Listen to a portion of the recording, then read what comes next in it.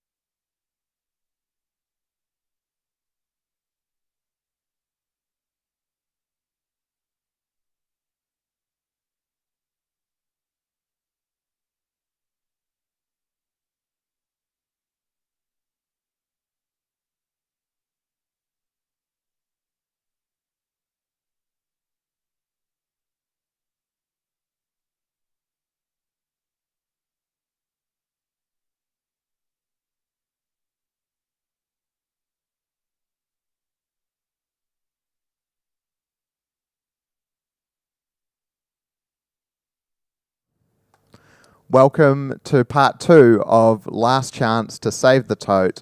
I'm very stoked to be here. We're hanging out with Shane and Leanne. What a week it must have been. I only kind of dipped my toe in it last Monday. I was part of the broadcast and it was a huge night. But I feel like so much has happened since last Monday. So maybe for anybody who's just jumped on YouTube and gone, oh, what's this about? How would you describe what you guys are in the middle of at the moment to somebody who hasn't heard anything about this and doesn't know who you are? I'll let you take this one, Shane. Basically, probably the most, I'm full of pretty crazy ideas, but this is probably the craziest. So basically what we're trying to do is to prevent the tote from being anything other than the tote. We're kind of, it's up for sale. It's currently priced at between $6 and $6.6 million, which kind of rules out any, it continuing as a live music venue. So we're hoping to raise half the money to purchase the tote through a possible campaign. And then we've got the other half. And if we manage to do it, we're going to put the tote in trust forever and ever, so it stays a live music venue, which is basically the gist of it. It's a little bit crazy, but yeah. Now, Leanne, I've probably been involved in about 1% of what's gone on in the last week. How has it felt to be part of this whirlwind over the last few weeks? I feel like your life was already busy like 6 weeks ago. So how's it been feeling recently? It is definitely a whirlwind. Yeah. It's been some ridiculous highs and then gutter lows. Yeah. But it's been amazing. It's been so amazing. The support from the community has just been insane, and so just really touches your heart. It's so amazing. Yeah. I think that's the thing that keeps you going, gets us through it. Just the community support is just fantastic. Yeah. And on the surface, I mean, I was thinking the other day, I feel really passionately about this because you guys are so passionate, and I love what you guys do with Last Chance. Last Chance feels more like a community than any venue that I've been involved in as a band member playing at. But I feel like if somebody just landed in Melbourne, turned up to the Tote, they weren't a musician, if they were just really into Lego or something, they would walk into that building and be like, oh, this place is dirty. They wouldn't understand. They wouldn't understand what memories that place holds or why the Tote is special to a certain group of people. So I guess, how would you describe that thing about the Tote that's so special that makes it worth saving? What's special about the Tote for you? I think for me, anyway, is that your phone, Shane? I might just put that on silent. It's the bank yelling at me. Bank fees. It is. I think it's everything that it encompasses. It's all the bands that I've seen there. It's all the amazing friendships I've made there. It's, Shane and I used to go on our first few dates there together. I did not know that. Now, that should be a bigger part of the campaign. Who spoke to who first, and was it in the smokers area? No. No, that's what no. Are you trying to avoid this? Was she with somebody else? Well, sorry. No. We didn't meet at the Tote. It was our first date. I see. So we ended up... How did we meet, Shane? I was a bit of an... it's YouTube, isn't it? I can't swear. I was a bit of a, A player. 4-letter word. No, I was just a complete 4-letter word. Oh, okay. And it worked out really well. Yeah, I don't 15 know years how. later, here we are. But no, we went out... if anyone knows the great band, Mac Pelican, Toshi, the drummer from there, had a restaurant in Richmond, and we went there, and afterwards we went to the Tote. Okay, And then I think That was it. that was it. We Awesome. just kept going to the Tote, which is pretty normal. Yeah. But I think, to go back to what it means to us, I think the reason why people love the Tote is because since the 80s, it's really championed what Australian music is. If you have a look at the amount of bands that have come through there, and even if they haven't gone on to great success or anything like that, they've done amazing things. Whether they're, made great art, one band that I think that will forever remind me of the Tote is Bat Piss. And, you know, that they did some legendary things there. And you can even go back further. You can go right back to, like, the Dirty Three, which, you know, to me are probably one of those most phenomenal bands that Australia's ever produced. But you can reel off any band you want, and they've come through the Tote. But it's that community part of it. It's the community that built the Tote. And it's the music community especially. So, you know, I think Melbourne is soaked into the walls and the carpets and the ceiling. You know, it's just so much history. And, you know, it's in the perfect spot for a live music venue because it's in the perfect spot because that's where the Tote is. You know, it's cemented itself to being what it is and what it represents. So to think that could just disappear literally on Thursday, it boggles the mind. It's crazy, isn't it's it, crazy that to part of think it? that It could just be 42 gone. years of history can just go So easily. so easily, you know, just because someone's got a big bank account and they want to make a lot of money. It's just, to me, you know, the art and the culture that comes through places like the Tote needs to be protected. And, you know, if the government isn't going to go out and do that, and, you know, we've got to do it as a community. And we're just trying to lead that charge to make that happen. Yeah, absolutely. And I know that right now we're really focused on saving the Tote. We're really focused on trying to raise enough money. And if you are watching on YouTube, then there should be a link underneath this video. You can click on that possible link. There's a few different... Do you say possible or possible? Possible. Possible. That's a hard one to force your mouth to say, eh? Yeah, possible. Possible. Click on the possible. possible link, and we will be very appreciative of anything that you can donate. We've got Amy from Amel and the Sniffers, I think, knocking at the door. Send her away. Get out of here. But we're going to have a chat to them shortly. We've got a few other people lined up to have a chat with as well. But click on that link, see what you can afford, and it would be much appreciated. We've been focused a lot on how much we need to raise to save the Tote, but have you guys had a chance to think through, okay, if you get it, there's some things that you might want to change, things you might want to do. Have you allowed yourself to do that thinking, or does it feel like you have to get through step one first? Shane is already thinking those things. I've been thinking about these He's things been for thinking 20 about it. years. Yeah. No, it's one of those things. You know, I don't think I'm kind of a very weird person in the fact that I kind of want to take it back, the Tote back to what it was. Not saying that it's lost what it is, but I think that Make the Tote great again. kind of Make us some hats. to Some use well, someone did say that we should make a hat up like that, but I don't think we will. But you know, I think that you know, to make it a communal place, you know, to bring back those great nights for younger generations. You know, this isn't about me. It's about, you know, those kids that are, you know, 18 to 30 that haven't quite yet been able to make those great memories that we've got of that place. And, you know, that people a lot older than me have as well. Like, I've got friends that are in their 60s and they tell some amazing stories about the Tote and shows that they've seen, you know. So that's what we want to do. We want to bring back that, the vibrancy and of the actual, not just the building, but of the people within it. And, you know, it's something we concentrate a lot on here at The Last Chance. It's the people and it's the community, and it's making sure that it can be as strong as possible because, you know, if we have a strong scene in Melbourne, it translates across the world. Like, you've only got to look at some of the bands going overseas now. They've come from Melbourne and they're doing great things because we've got a great scene. And losing venues, which we are, which we don't realise we're in the midst of losing them, it's going to destroy what we've built. We really are in the midst of losing them, aren't we? Yeah. Someone said to me the other day, they're building so many apartments, but you don't see any pubs getting built. Yeah.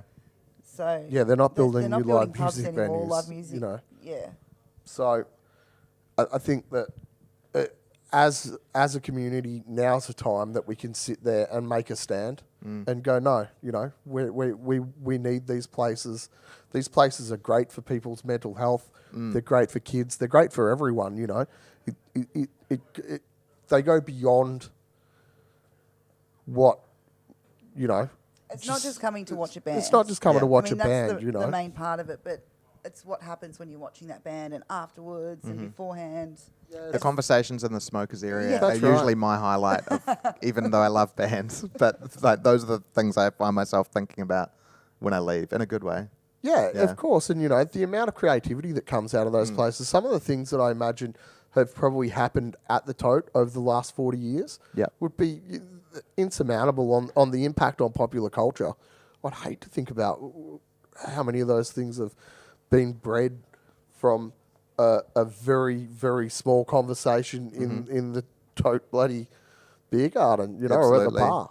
We've got a comment section underneath this video, so maybe if you are sitting at home thinking about your Tote memories, drop in some of your most memorable moments that have happened to you at the Tote, or maybe they didn't happen to you. Maybe you made a scene, maybe you did something or said something. Drop it into the comment section, and we've got Bill Golding keeping an eye on that comment section. Bill, do you want to join us on the couch? Bill is a very good friend, a talented stand-up comedian, Very talented. and a good man. How you going, Bill? Allegedly. What's up? How you guys doing? Hi, Yeah, Bill. good. How are you? Yeah, not too bad. Keeping busy. Nothing else better to do than be saving a place like the Toad. Yeah. All those great memories, man. Yeah, absolutely. Do you have a memory of your first time at the Tote? I think I told it last week. The first gig I ever did photos at was the Toad. It was Poison City Weekender. First Yeah, that's band I right. ever saw was Worst Nurse. Yeah. Oof. Private Function played one of their first shows that huge. weekend. Yeah. Clans was the headliner. Whoa. Great fucking times, That's a big man. weekend. Yeah. It So really was. Poison City Weekend of that one. Yeah. Yeah. That was great. Yeah, love it, man.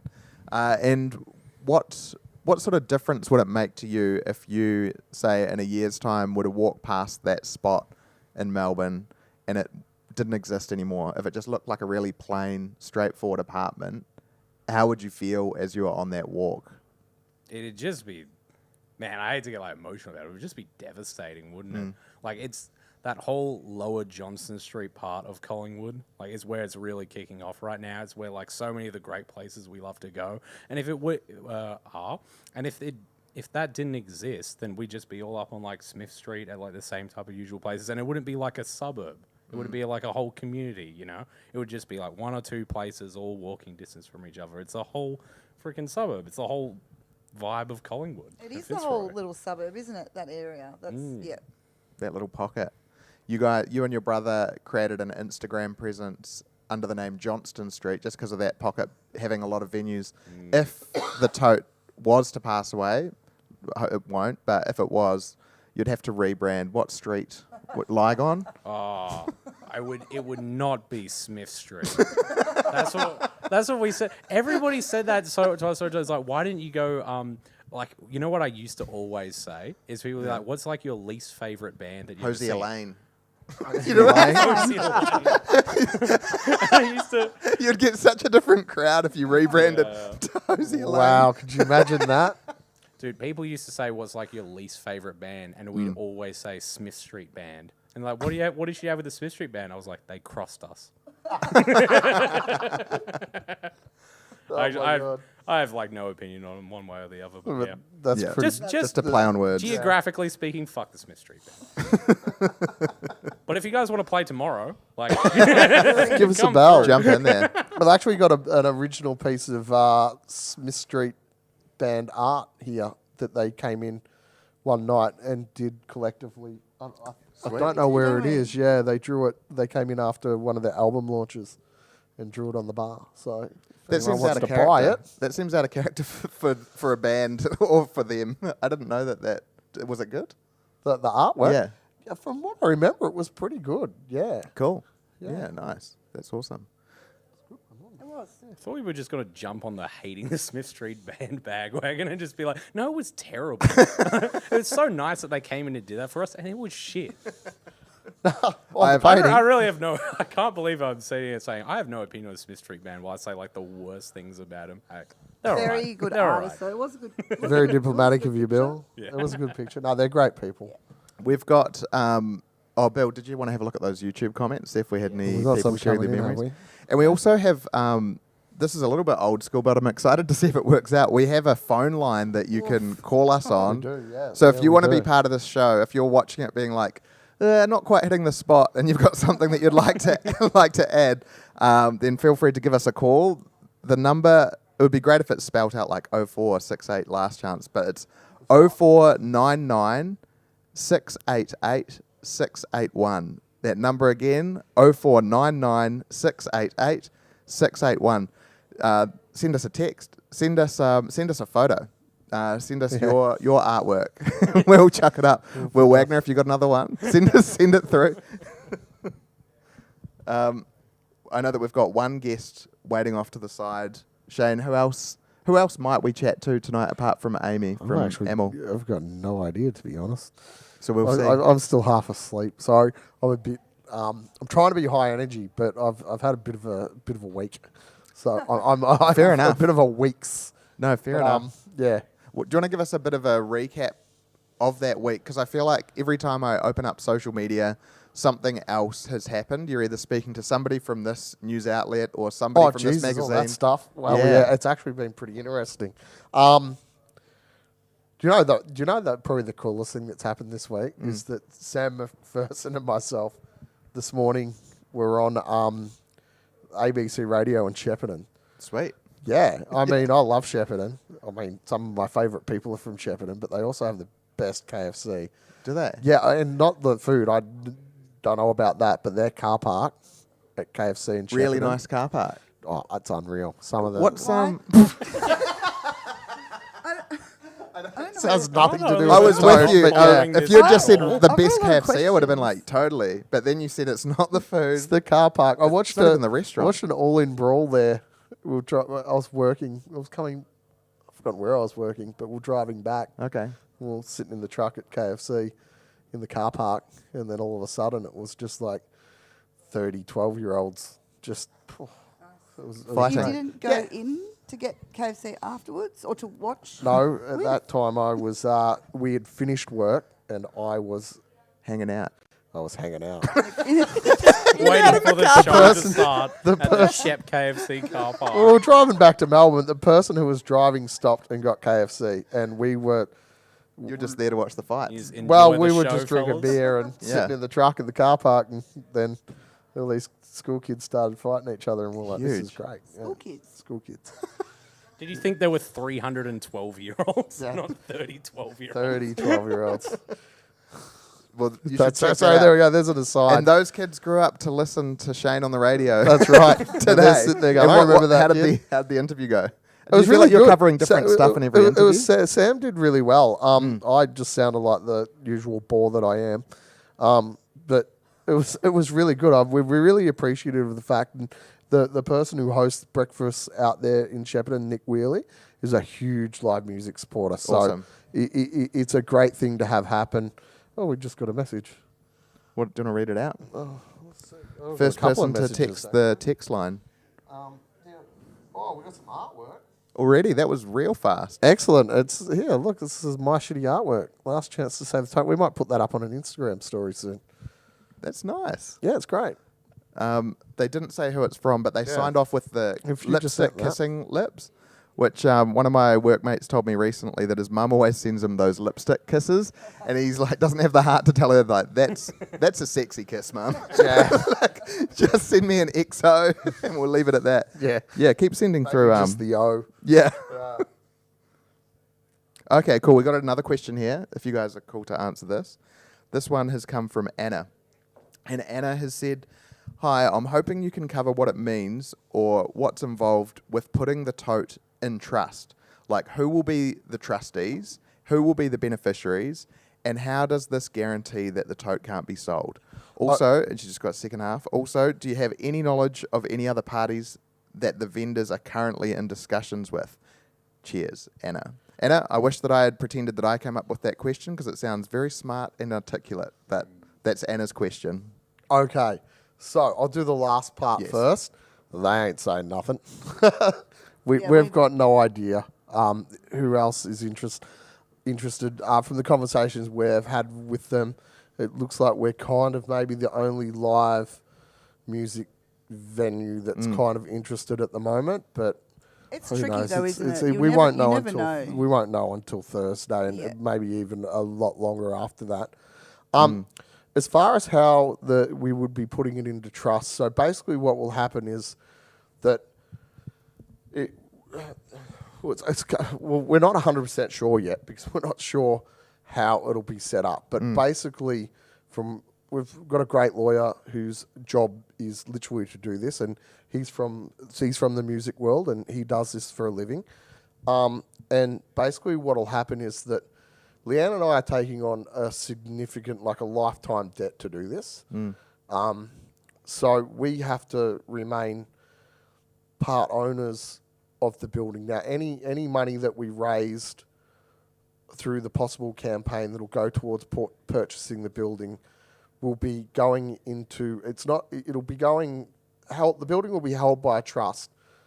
And basically, part of that trust, especially the money that's used to buy it from the possible campaign, will actually be owned by a charitable organisation that we're setting up.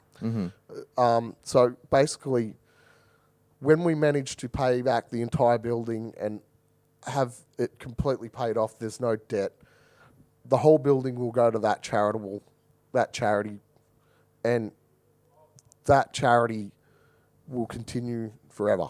Okay. So it's a bit like, if you could imagine, it's how rich people kind of put things in trust to leave, so it just passes down the generations. It's like that, but there will be no beneficiary but Melbourne Music. So from that charity, that charity, if I was to live in a perfect world, that charity would own the Tote. We would run the business. Yeah. We would pay rent like any other business. And that charity would be able to go out and actually purchase other live music venues when they come up for sale and protect them and give leases out to people that will run them properly and give them, fair market rent, treat them properly. Like, I'm not slagging off all landlords because some landlords are really good, but, if you ask, getting things fixed in venues is really, really hard. We do a lot of that stuff ourselves that we shouldn't have to do, and it costs us a lot of money. So, to set that up properly and to treat live music venues for what they are would be the ultimate aim of that charity. Now, that'll probably won't happen until I'm pretty much gone, but if that legacy can continue and that out of this one thing that we do, we can achieve that, where we can go out and go, I say, you name any live music venue, I don't care. That comes up for sale, and that charity can go in and go, you know what, we're going to purchase that building, we're going to get rent for it, and then it'll just be self-perpetuating. So instead of the government, who aren't doing squat really, that would be what we could have a hand in doing that. And if I think that's a great legacy to leave for Melbourne, and it's a great blueprint for other cities around the world to protect their cultural assets that they do have. Nice one. We've got a question, a government question. Now this one, when I see questions about the government, it makes me go, did someone from the government send this? So be really diplomatic in how you answer this, Shane. But this government official says, "Hey legends," oh maybe he's not from the government. "Hey legends, Sam here. My question is, what do you think about the government's input into live music in Victoria? Could they be getting involved in something like this? Or even more often so? So could they do it for one, and should they be doing it more?" I think so. I think for sure they could get more involved. I think that the government should be doing exactly what we're doing. I honestly believe that they should be doing it. And, we're a funny lot. At the last chance, we refused to take grants because we know that the bands that come through here don't get grants. So we think if the musicians don't get grants, then we shouldn't get them. But, you know, they are involved and they do stuff. But the reality is the majority of arts funding does not go to live music venues. And it does not go to musicians that play here. So, you know, I think with the amount of revenue that we raise and the size of our industry, we're bigger than the AFL. Just live music venues in Victoria are bigger than the AFL around what the AFL in the whole of Australia. Yeah. We get none of that funding. It's you know, the amount that they give the AFL and to AFL clubs or Australian rules clubs just in Victoria, it just outweighs what this part of the arts gets, which I think's grossly unfair. You know, like we're a huge part of this state and this city and this country, and I think that governments really should pull their finger out and reassess how they treat us. You know, I kind of get the feeling that a lot of the times live music venues and, you know, particularly musicians are used as a photo op, which is, you know, we've approached a couple of, you know, politicians about this and they don't want to have a bar at it, which is, to me, is just, it boggles my mind. Yeah. I wouldn't even know where to meet one. Well, actually, I do know. We used to run into one former, was he a Prime Minister? Yes. I think he was. At Dan Murphy's. At Dan Murphy's, like And every week. You Is know, it I that really Bob? liked him because I So would you sometimes like would to say see his him. name? He used to have a lot of like stains sometimes. A lot of his shirt. He stains was on his just rocking shirt. Up. That's the worst way to be remembered. Yeah. I kind of liked it though. It was just like rock up and he had his shorts on, a Yeah. stained t-shirt, always a few cases of wine. Yeah, you know, and Not ScoMo after he... no, not him. No. Kevin Rudd's had a bad couple of years. I can't think of any of the Prime Ministers who are covered in It stains. was Bill Shorten. Okay. Yeah, very, very like tracksuit like pants every and man. yeah, Yeah. he was just He was Every just man. he was just chilling. like Dan yeah. Murphy's. If you had had a pair of mockies on, you would just be like you would have just walked straight Just- past him. But yeah, yeah.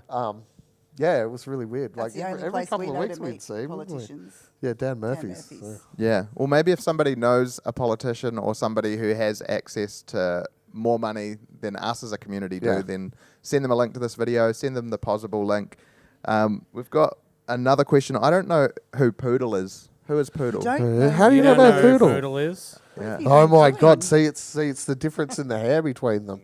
I spend no time. Has he got a lot of That's hair? right. I don't spend much time with people who have lots of hair. Poodle is a legendary figure throughout Melbourne and probably the world. And, He's not got just really long Melbourne. dreadlocks. Okay. And he seems to be at every gig in Melbourne, which is hard because there's a lot of gigs in Melbourne. Yeah. I've But- seen Poodle's gig calendar before. It's Yeah. nuts. and he has every single gig planned out. He's going to burn out. Never. I don't No, think so. dude. No. No. I don't No. think that's I'm thinking too possible. corporately about something Yeah, that's no. actually fun. He's a legend, and he's one of our biggest supporters and one of the nicest guys. Well, loves music. We've got a Poodle themed Fucking question rules. now that we all know who Poodle is.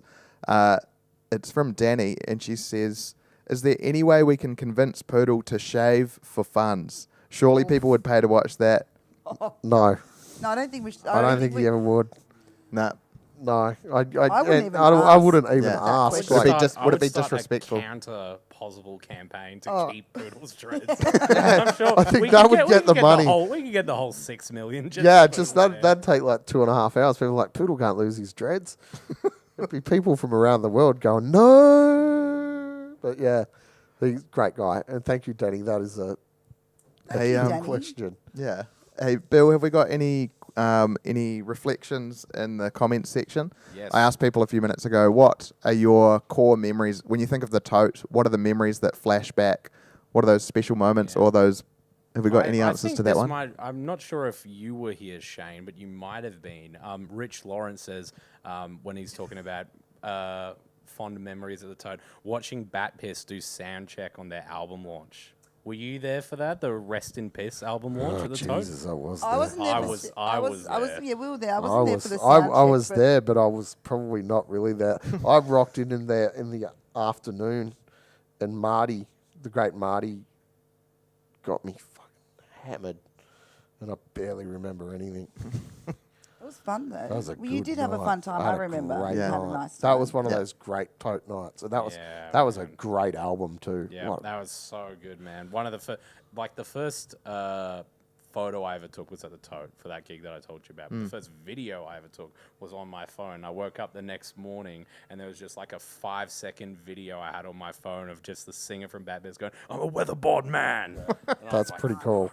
That was such a good gig, man. And- Great. And that's when I was thin, and people used to mistaken me for Tommy Sloan all the time. And I'd be kind of walking through in random places, and they'd be like, "Hey man, how you doing? Great gig tonight." And I'd be like, "Yes, You just take great gig." Yeah, and they'd always buy like, me a "You're beer. welcome." Just Or pop it on the- every time, and I'd pop it on the Bat Piss Pop it on the Rider, Bat and Piss away I'd go. Rider. It was really. I had a good time on Tommy Sloan's name there. Yeah. Good on you. I'm just going to give out the number if you want to. We've got a lot of texts coming through, and maybe if you're comfortable for us to, we'll give you a call.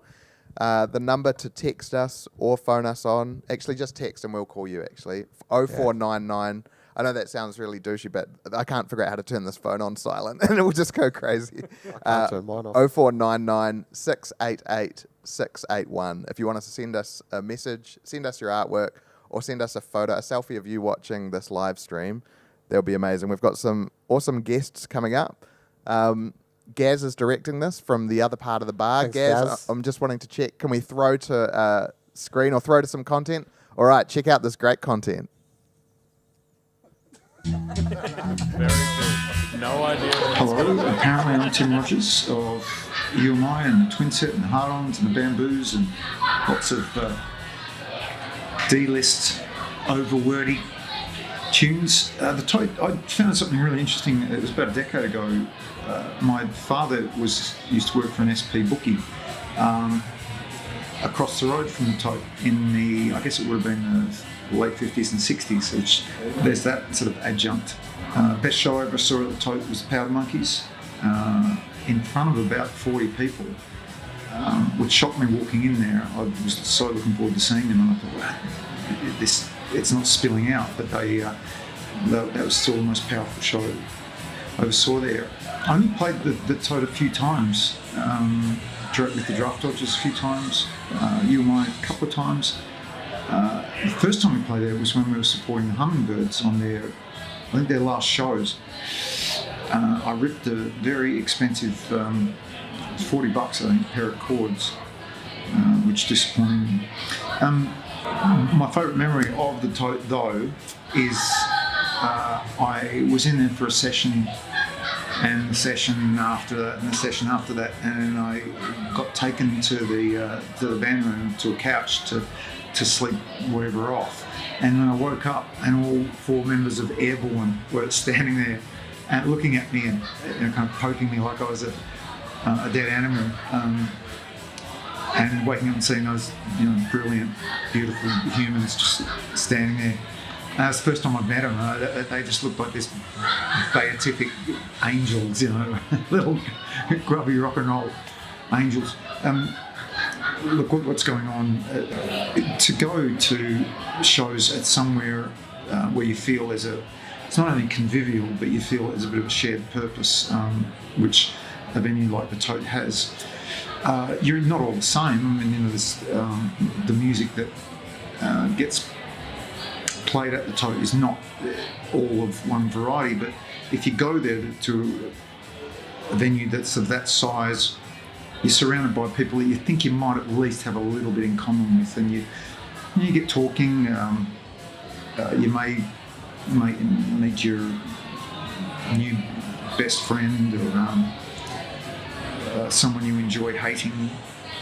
It's just such a wonderful social confluence, and what I've always loved about going to shows is that you meet people who aren't known to you. You meet strangers and you get talking, and what you've got in common is going to see music and to share that. You can kind of get the small talk out of the way, and this is all quite apart from just the beauty of the music overcoming you and enjoying the hell out of that. And if we lose that to whatever's going to happen, whatever's going on development-wise, it doesn't say a hell of a lot good about us as a town or us as humans,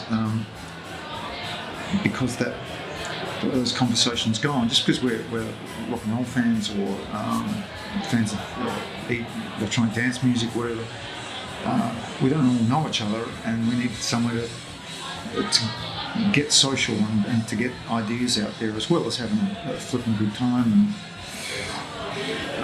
And if we lose a pub like the Tote, what are we going to do? We watch flipping streaming video services, and we need that. And as everyone knows who's in the music, Melbourne is one of the 5 greatest rock and roll music towns in the world. And I get asked about the Tote all the time overseas, and people are excited to be there. So what's going on? The last chance, and even just want to put all my goddamn support behind. I haven't got a lot of money, unfortunately, but geez, I'll come and do a couple of shifts at the bar. Or, you don't do cocktails, right? Just love and support, and there to wash the glasses when you need someone.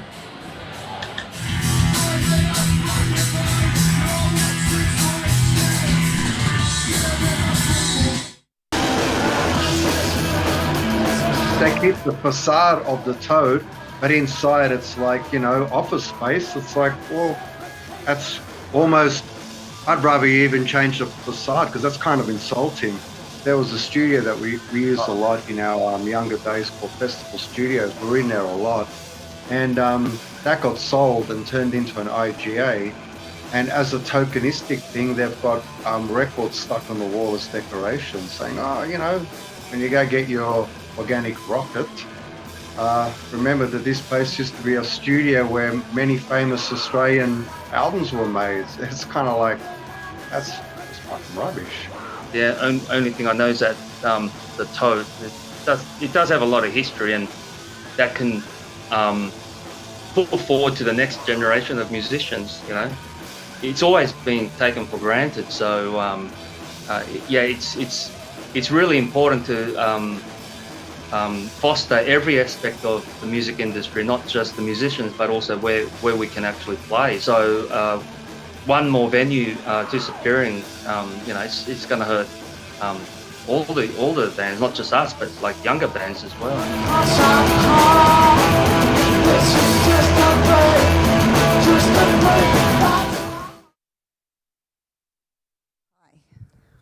And here we are. So I hope you enjoyed all of those. I kind of know what they are, but not enough to say any details. We've been joined now by Amy from Amel and the Sniffers. Hello. Such a pleasure to have you here, Amy. How you doing? What's I'm going on? good. Nothing, just popping down to say hello. Yeah, no, it's great to have you on board. Yeah, good to see you. I was already excited. Last week we had Timmy from Charging Stallion. I was like, fuck whoa. yeah. But Nice. Hell yeah. but I'm very happy to have you here. So thank you for making the time. I guess, first of all, Last Chance in the Tote, on paper, to a tourist, they might seem like sticky, flawed places that why would you spend much time in them? We know that that's a different feeling that we have when we go to these venues. Why are these places special to you? Well, they're just the watering holes. Like, I've spent hours and hours and hours and hours and hours here. It's like I formed who I was at Last Chance and at the Tote too. But, mainly Last Chance in the late wee hours is, where I got my feet and where my liver got a kick in and stuff. So, and it's like I've met some of my favourite people, like my best friends and like life-changing people at places like the Tote and at Last Chance. And it's just like friends for life and bands that you admire and bands that you want to make music like and people that you think are sick cunts and all of that stuff, that's where. There's something that's super community focused about both venues, I think, and it's where you go along and watch bands, but the bands don't just take off and the green rooms aren't big enough for them to be hiding from. So you kind of like have this bond with bands that you look up to and you think are awesome. What are some bands when you're thinking about the best gigs that you've been to at either venues? Are there any bands that kind of come to mind over the years? Well, I guess for me, like, yeah, before we started the band or even when we were starting the band, it's like going to the Tote and seeing bands like Dumb Punts and like you guys, all of that scene at the time, like Drunk I wasn't Mums. actually guiding you to say Charging Stallion, but I appreciate I that she accepted did. the $5. Yeah, like all that shit. It's like I just wanted to be like those sick cunts. Like they were just the coolest and the best and the most inspiring in the world. I couldn't think of anything bigger or better than them and you guys and like bits of shit like Shit Fest at the Tote and all of that stuff. Like Cosmic Psychos at the Tote. Like even just like Saturday afternoon front bar stuff. Like here or wherever. It's just like all of those bands are the ones that I wanted to be like because I thought it was the best thing. Yeah, no, it's amazing. And we're very lucky in Melbourne because I feel like by population, we've just got a large percentage of people that care to make stuff. Whether or not it's making them successful or whether or not it's giving them any status or whether or not it's making them money, I feel like there's always just a larger chunk of people in Melbourne that are passionate about making things. And I think that's the beautiful part of what Shane and Leanne are trying to protect. It's not a grubby spot in Collingwood. It's a spot that draws that certain pocket of society and that large percentage of people that live in Melbourne that want to make things. So I think the idea of a place like the Tote going away or not being there anymore, there's a bit of sadness to that. So there's lots of things people can do. There's a possible link underneath this video, but I'm keen to hear more about like your memories of either Tote smoking area or other stuff that's gone on at the Tote. Why is it such a special place to you and Melbourne music? Well, I think like a lot of people, it's like one of the main reasons it's so special and this is so important is because how everyone feels about Shane and Leanne, as it like they're like the godparents of the Melbourne music scene in so many ways. Like I remember during lockdown, they were driving around hot meals and dropping them off to everybody just because they cared. And it's like just because they make the world a better place, it's like everyone wants to make their dreams come true, and they'll just be the best people to look after a venue like that, and look after like kids coming through, and look after heritage, and look after a community, and make people feel included and welcome. Because so many times even in the music scene, people aren't welcome and people are really exclusive. But Shane and Leanne aren't like that. Whether you're like the grottiest, annoyingest shit cunt in the world, or like the friendliest, like drunk or whatever you are, it's like everyone's welcome and everyone's included and life's really crap and they make it really nice. So same with like the Tote and same with Last Chance. I think it's super important. That made me really emotional. It's That was true very though. nice. And I've seen lots of people posting about it saying really similar stuff. Like they're like, I actually have no connection to the Tote and that's totally fair, but they're like, but we really care about Shane and Leanne, we care about Melbourne and we care about music. And all of those three things go hand in hand together, Yeah, no, I think that's beautiful. We've got Amy here for a little bit, so if you want to ask her a question, you can send us a text on 0499 688 681. Or if you want to live like you're not in 1999, you're welcome to just leave a comment under the under the video that you're watching. But I just find it really novelty, and I'm really loving that we have a text line. so please just give me this. Remember Hot Dog Up Late? Up late with hot dogs. So From Big I don't know. Brother. What is from it? Big Brother. I want a bugger load of money on that one night. Yeah. Stoned. What is it? So you'd ring up. It was like a game show. Yeah. And I was sitting there one night and I was pretty stoned. So it wasn't too bad. But I rang up and I think I won like $550 or something. They sent me a check from Channel 10. We got to get that competition. Yeah, it was pretty good. Hot dog saves the Run Tote. our The own hot dog version of saves the that. Tote. That'd be great. Yeah. Speaking of competition, I bring some scratchies. Oh, If you yeah. Here wanna we go. scratch 'em. So this Could be this We're could going be to it. do... Hang on, you better fix it. I got. Amy's brought us live I think I got scratchies. So this is how this is if seriously the if big we one. win Okay, something. thank you. Have you guys got enough coins to scratch and stuff? I might just use a key. Nice. Well, we'll do them in. We might all just put our heads down, but I'll take a question if you got one, Cam. Oh, yeah, Or okay. someone scratches. I'm gonna do a scratchy. Nice. Yep. Leanne's lucky. I'm almost How tempted much to can throw you you win on in that some one? real like. How lucky she is. $25,000. Bill has some YouTube comments that he can fill us in on. Well, I got a great one for Shane and Leanne. This is actually a really good question. Leanne and Shane, when you buy the Tote, who's the first band that headlines the front room and the main room? We have been thinking about that. Oh Jesus. It's too many. I Easy, right? If you got the money. In all honesty, like being as honest as I can, I've got no idea. There's so many bands I love. And it depends on Shane and the dog cunts. Yeah, maybe. That's got to happen. Oh, that'll happen, yeah. I can finally get banned from the Tote. But no, I actually don't know, Bill. That's a great question. Whoever asked that, you've absolutely stumped me. Look, I tell you what, we had a conversation with Jay from Frenzell a couple of weeks ago, and he said that they've never played the Tote, which to me is, I can't figure that out. So maybe they'd be like the first interstate band, not the first, but the first interstate band for sure, because how have they not played the Tote in 20 plus years? I suppose the Art House, yeah. But yeah, local band in the front bar. Tell you what, there's one. If I could get Baptist play the front bar again, Jesus, that'd be great. But I don't know. I really don't know. Leanne, you got any?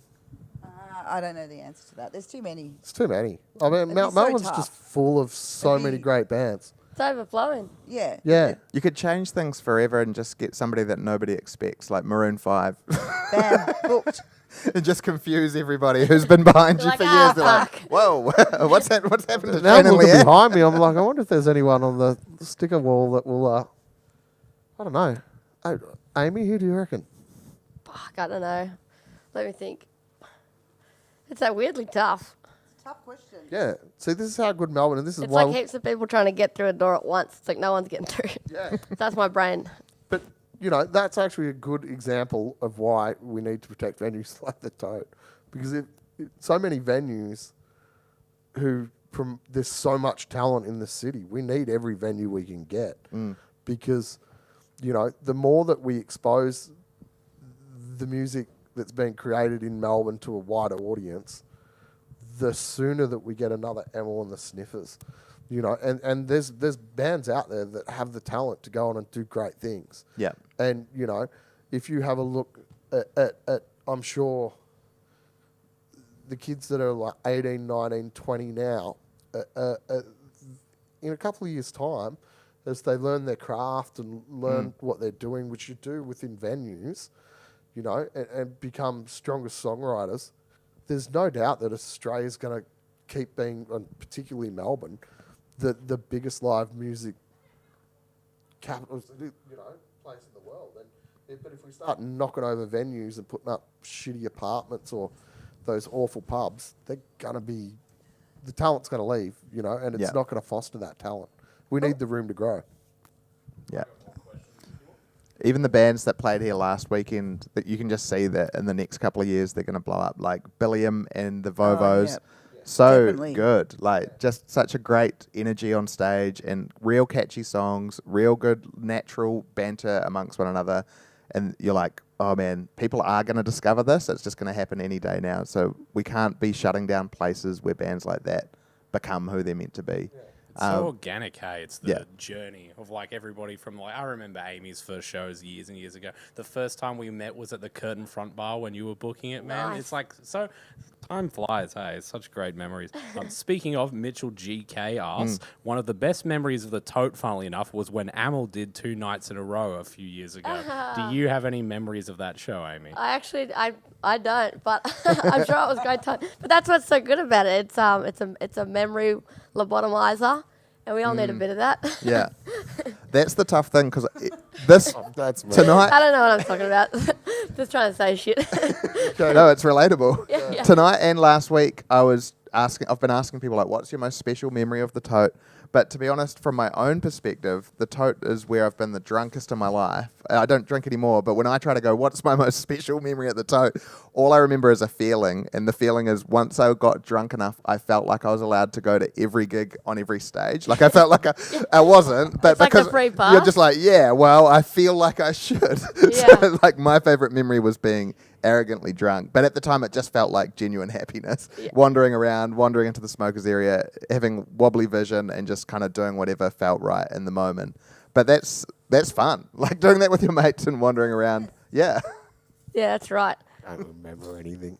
Yeah, as well. I feel like you only talk about memories about somebody when they're dead. Like you say, like, oh, I loved when they were like blah blah blah. But hopefully, it's not dying. So Yeah. we can just keep making memories instead of trying to summon them, and then we'll think about the memories when they're happening, as in being present. Love it.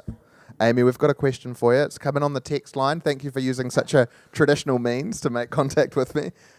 This person hasn't said who they are. They just said, Amy, can you ask Dave Grohl to put the dollars up? Yeah. Dave Grohl, get the money up. He probably would. Call him. Let's call him.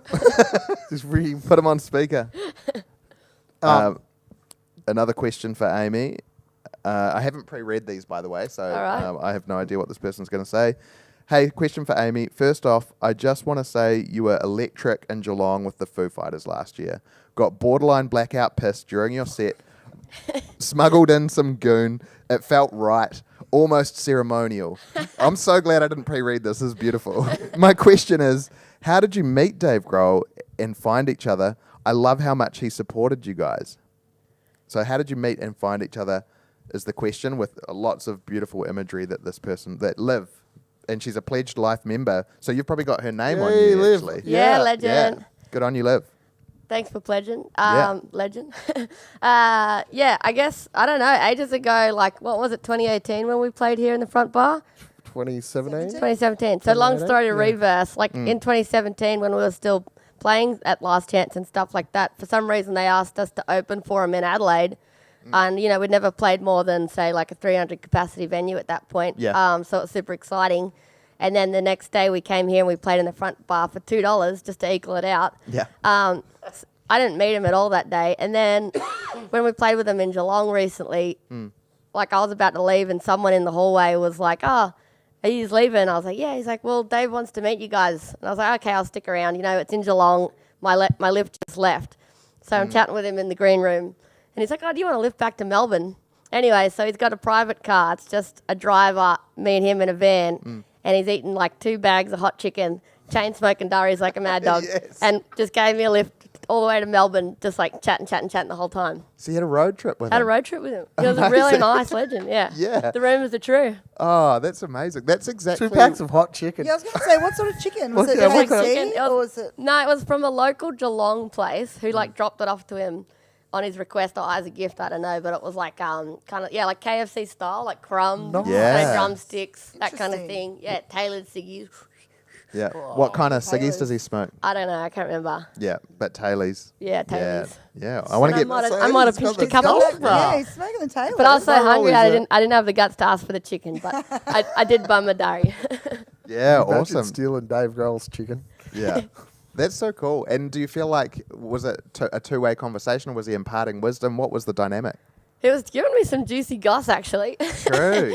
But I won't repeat it. But yeah, no, just talking about crap, and I was talking about crap too, and yeah, blah Yeah. blah blah. Yeah, huge. Yeah, awesome. So it sounds like you kind of formed a friendship. I think so. Yeah. That's awesome. I'd like to think so. I don't know how to get in touch with him, but Yeah. but I enjoyed that car ride.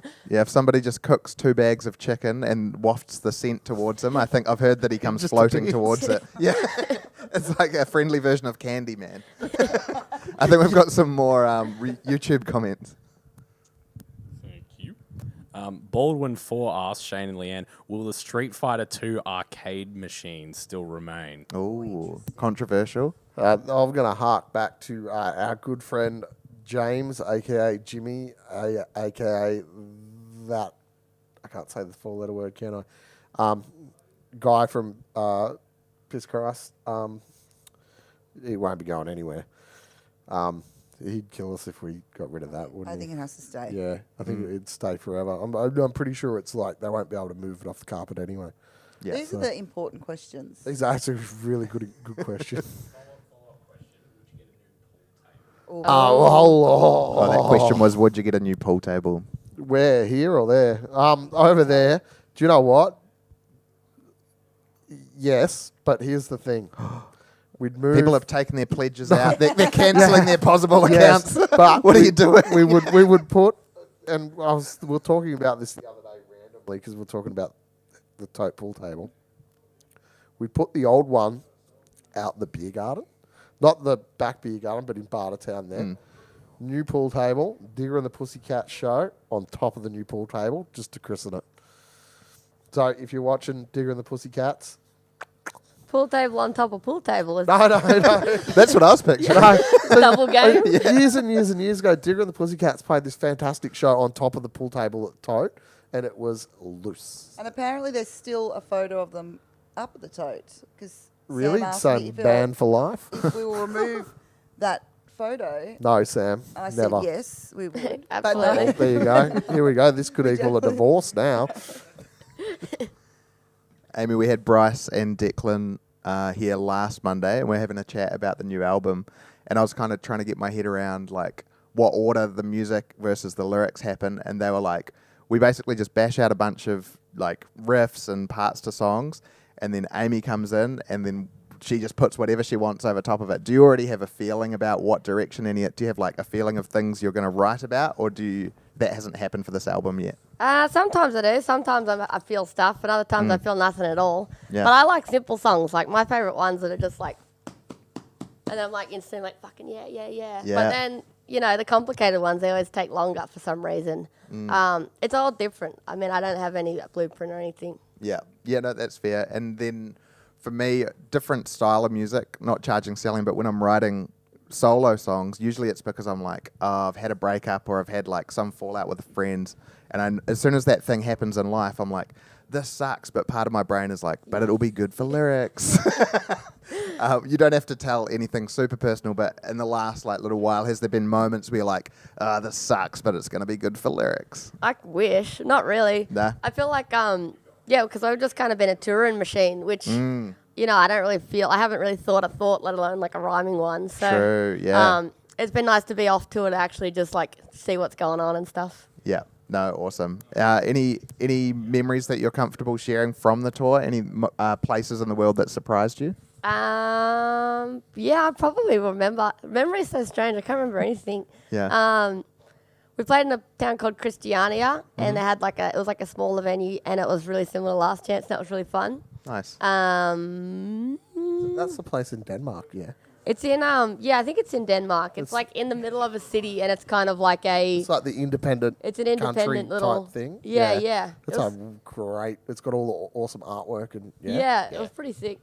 The catering popped everywhere. I love to eat that crap. Nice. I was touring with Coffin. So good. Oh my god. Yeah, they were the best. Yeah. Jesus, Um, we did one night with them and it was the best. Yeah, they're so fun. They're like the best people ever. They're the best. We They woke should up the get next. the Tote they- headlined. Actually, do you know Yeah. what? I threatened them once that I'd do stuff to them if they ever played anywhere but Last Chance. They'd only ever played at Last Chance in Melbourne. They never played anywhere else. Yeah. And they ended up Playing the Tote. playing the Tote, and I rocked up there after a session. Kick them out. At 4:00 in the afternoon, and the Tote wasn't open, and I was standing at the front. They pulled up in the van, and they got out, and they all kind of looked at me like that, and they went, "Oh, he was serious." But yeah, no, they're the greatest people. Greatest people, greatest band. Like Yeah. every single Yeah. night, like watching them play was just such a treat. And like also the audiences overseas just really loved them, which was super special. And that's the cool thing, like with us being able to go over there, it's like we just get to pick the best band that are like arguably way better than us and chuck them on, and everyone goes bananas for them. And it's a super cool thing to do. Yeah. But yeah, they're gonna go crazy. They're like the best band in the world, I reckon. Yeah. Is that like? Do you find that because it is a big thing that you guys are doing for Australian music? Because I think you've got on the next tour. Is it Cable Ties and Miniskirt? And Miniskirt, yeah. So yeah, it's cool. It's like you can share it around. It's like a rising ship lifts all. Wait, what is it? A rising tide lifts all ships. Yeah. So it's like we're able to help out bands that we just like and that we've been playing with forever, and like, it's nothing to us, but it's everything to the audiences who get to see them, because it's like it's really appreciated. Yeah, it's doing some pretty amazing things. It's Yeah. and that's. I think Australian music does that perfectly. Yeah. It does. We always lift one another up. We don't put one another down. It's what we should do. Yeah, it's very welcoming. Miniskirt does it for us as a band, for Charging Stallion as well. And just watching you guys and the trajectory you've been on for the last few years, I just feel so excited for you. Every time we like see you on social media, see you up on stage with Peaches, we're like, yes, like so proud and so well deserved. Everything that you've done is amazing for all of us in the music community, everyone in Melbourne and everyone in Australia, and we just love that you're doing it. So it's, like I said, it's like pleasure. these are the ones that we looked up to. At least I did. I was like, fuck, I wish I could play with them, you know? Like, that's the whole reason we started, so we could play at, like, what was it, 99? Oh, yeah. Place? You know what I mean? That's just somebody's house, Just by the way. somebody's house, Somebody's yeah. backyard. Their backyard. It was like Yeah. that to us was the coolest thing in the world. We just wanted to play their backyard. That's like the whole reason we started, you know? Yeah, no, you're So- killing it. Yeah, it's crazy. Yeah. No, it's such a pleasure to have you. It's such a pleasure to be part of the same music family as you, Amy. Thank you for making the time. And with no warning, I'm just going to throw to Gaz to play some more content. Wait, the scratchies. Oh yeah, wait. Before we throw hold on. before we I'll throw have to a some scratch. content. Do whatever you want. Hold on, no, we're going to scratch you. We'll throw to some content and we'll come back after that to tell you how the scratchies went. Yeah. I don't know if Gaz is even out there. Man, I just remember like my formative live music experiences being a kid and like how intoxicating like live music was. You know, I must have like been watching a band or watching a music video at that perfect time where my brain just like developed its first ideas of like what I had to do with my life. And yeah, I mean, it's places like the Tote that harbour that kind of infatuation and inspire that creativity for us, and I think commonly for a lot of other bands. When you're starting out, you really need venues like the Tote. I remember the first time we sold out the Tote, and it was a big milestone. You know, the Tote is just undeniably Australian, but also specifically Melbourne, like live music, rock and roll institution. I feel like in the campaign that's being run, that's like a real important cornerstone. Not just protecting the building, keeping it a pub, but keeping it a live music venue.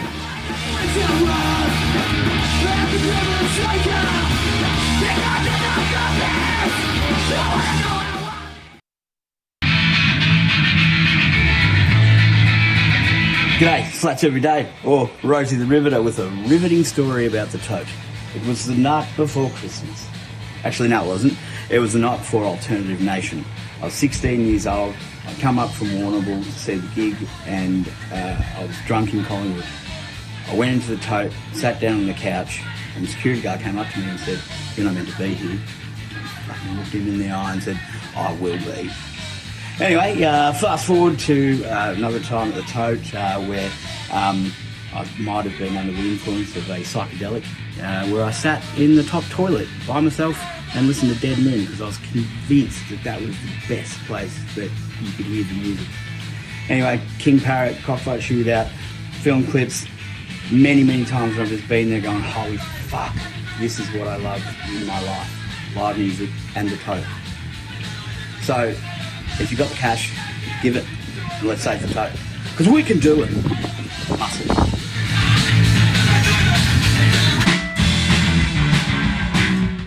Hello everyone, my name's Georgia Mack. I have played in like 3 or 4 different bands, and the one thing that they all have in common is that we've played at the Tote.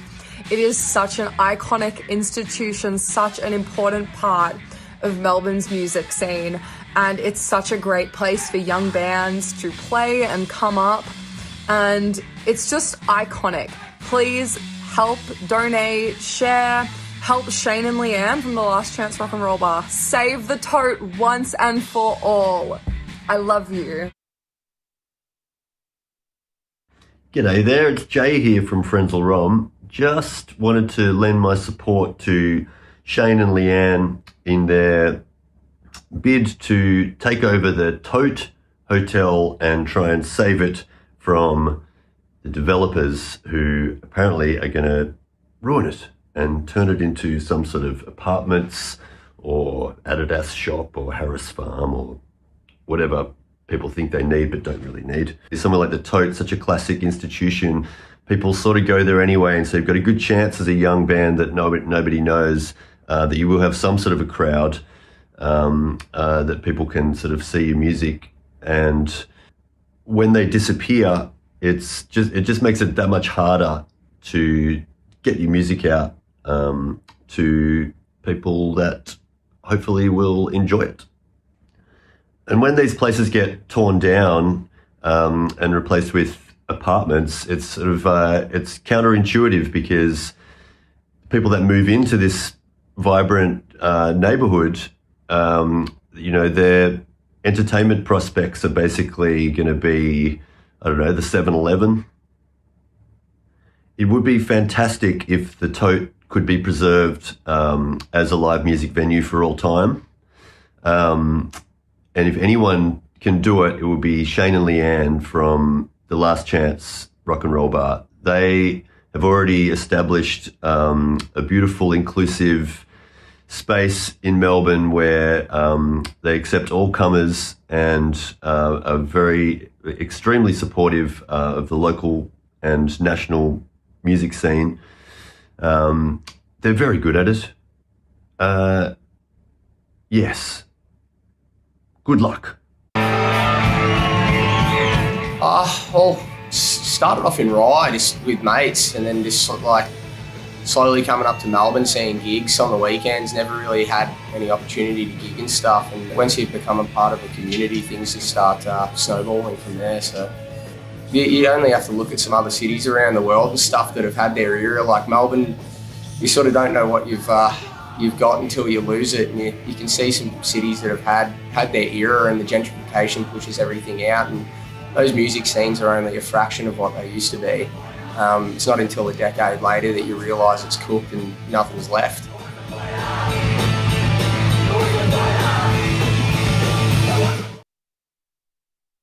Welcome back. Something very kind that Amy did on arrival is she brought gifts. She brought gifts of scratchies, giving us the chance to win millions of dollars.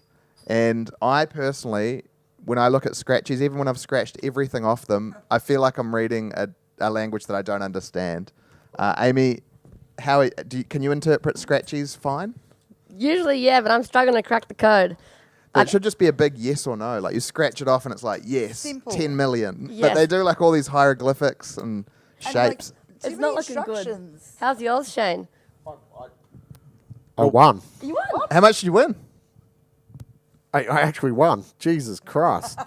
A $2 free ticket. Bam. Yeah. That next one's the That's winning the one. next one, Shane. Hey? It's an investment. It's an into our investment in the future, yeah. Hell yeah. Bang. Good work. Nice. Yeah. I'd also like to claim that I have pledged. I'm not just bringing in scratches like a tight ass. $2, yes. Yeah, here, take this. Good luck.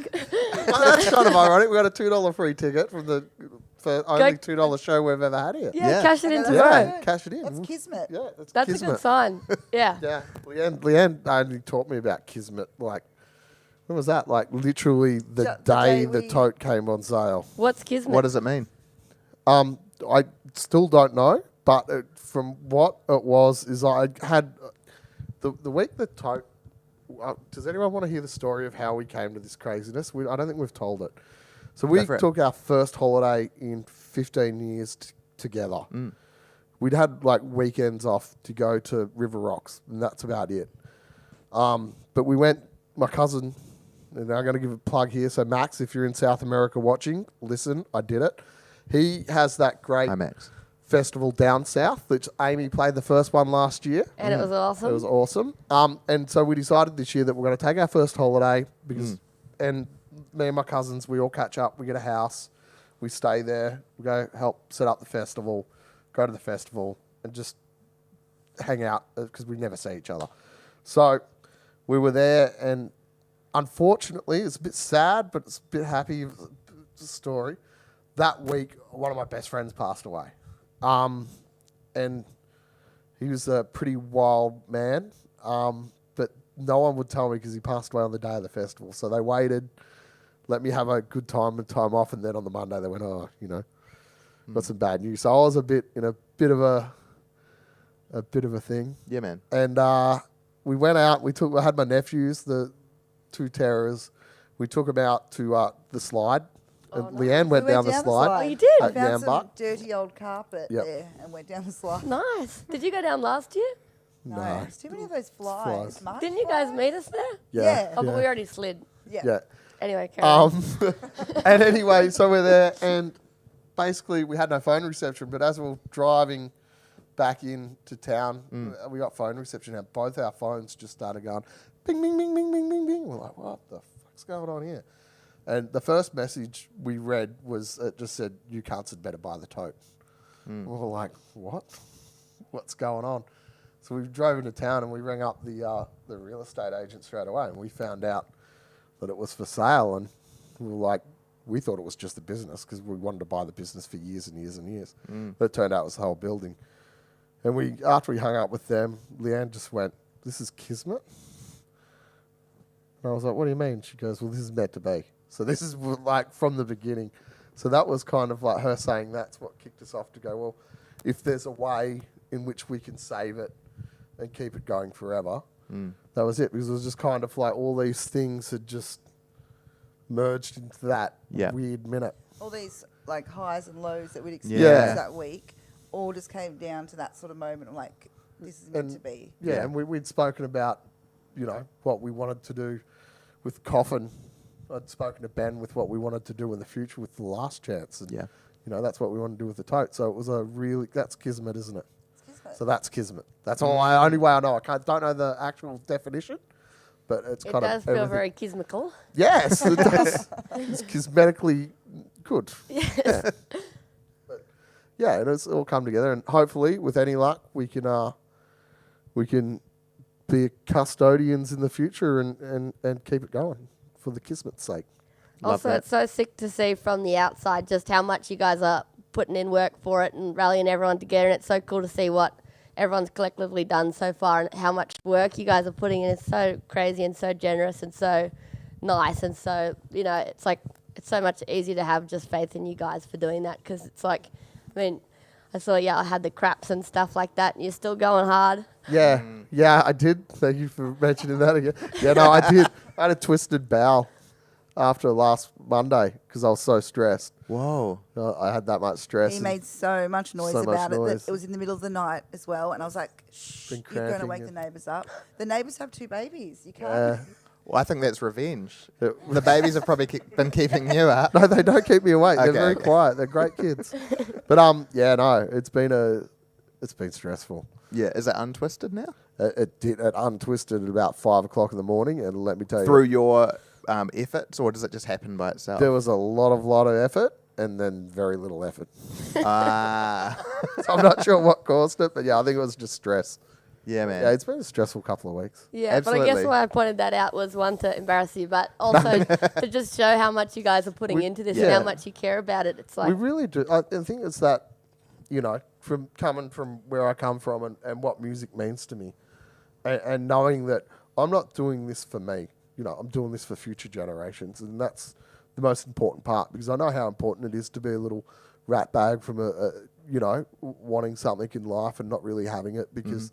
You know, you're either a bit different or you're from, you know, a small country town, but you like things that are a bit different, or you like things that are loud and, you know, outside of the, I suppose, normal world, you'd call it. I don't know. Everything's pretty normal here to me. So, but wanting that and wanting to be involved in it, it gives people a sense of purpose. And, you know, to me, the Tote represents that. And the things the Tote gives... And Last Chance and Old Bar and a whole lot of love and all those places, you know, they give people a chance to be themselves, and to express themselves and to make their art and to yell and scream and do whatever they want. So we need those places, and I think that, you know, if we lose the Tote, we're going to lose more. So, you know, we appreciate everything the community's done, because it really is. If we manage to do this. It'll literally be, the Tote will be saved by the community for the community, and I think that's a pretty kismet thing. Got it in again. You did. Nice. Isn't that the best word? It It's is. nice to say as well. I'll tell you what's not kismet as well, developers. Oh, yeah. I'll tell you what's not kismet, developers. Yeah, Absolutely. exactly. I mean, how much more do they need? More, you know? apparently. And it's like they're after the Tote, they're after Preston Market. It's like all these places that makes Melbourne, you know. You know, it's crazy. Are they trying to get Preston Market as well? Yeah. Holy. But I think I just saw something in the news today that I think they got flicked away for the time being. So Yeah, good. Well, if you're watching developers, Get out. Yeah. Don't leave off. town, but just leave the important parts alone. Stay in town, but just don't build up town too much. Yeah, just Stay at a backpackers. knock Stay down in town, walls. but like in a tent. Stay near town. We're gonna try and call somebody. So we've had somebody.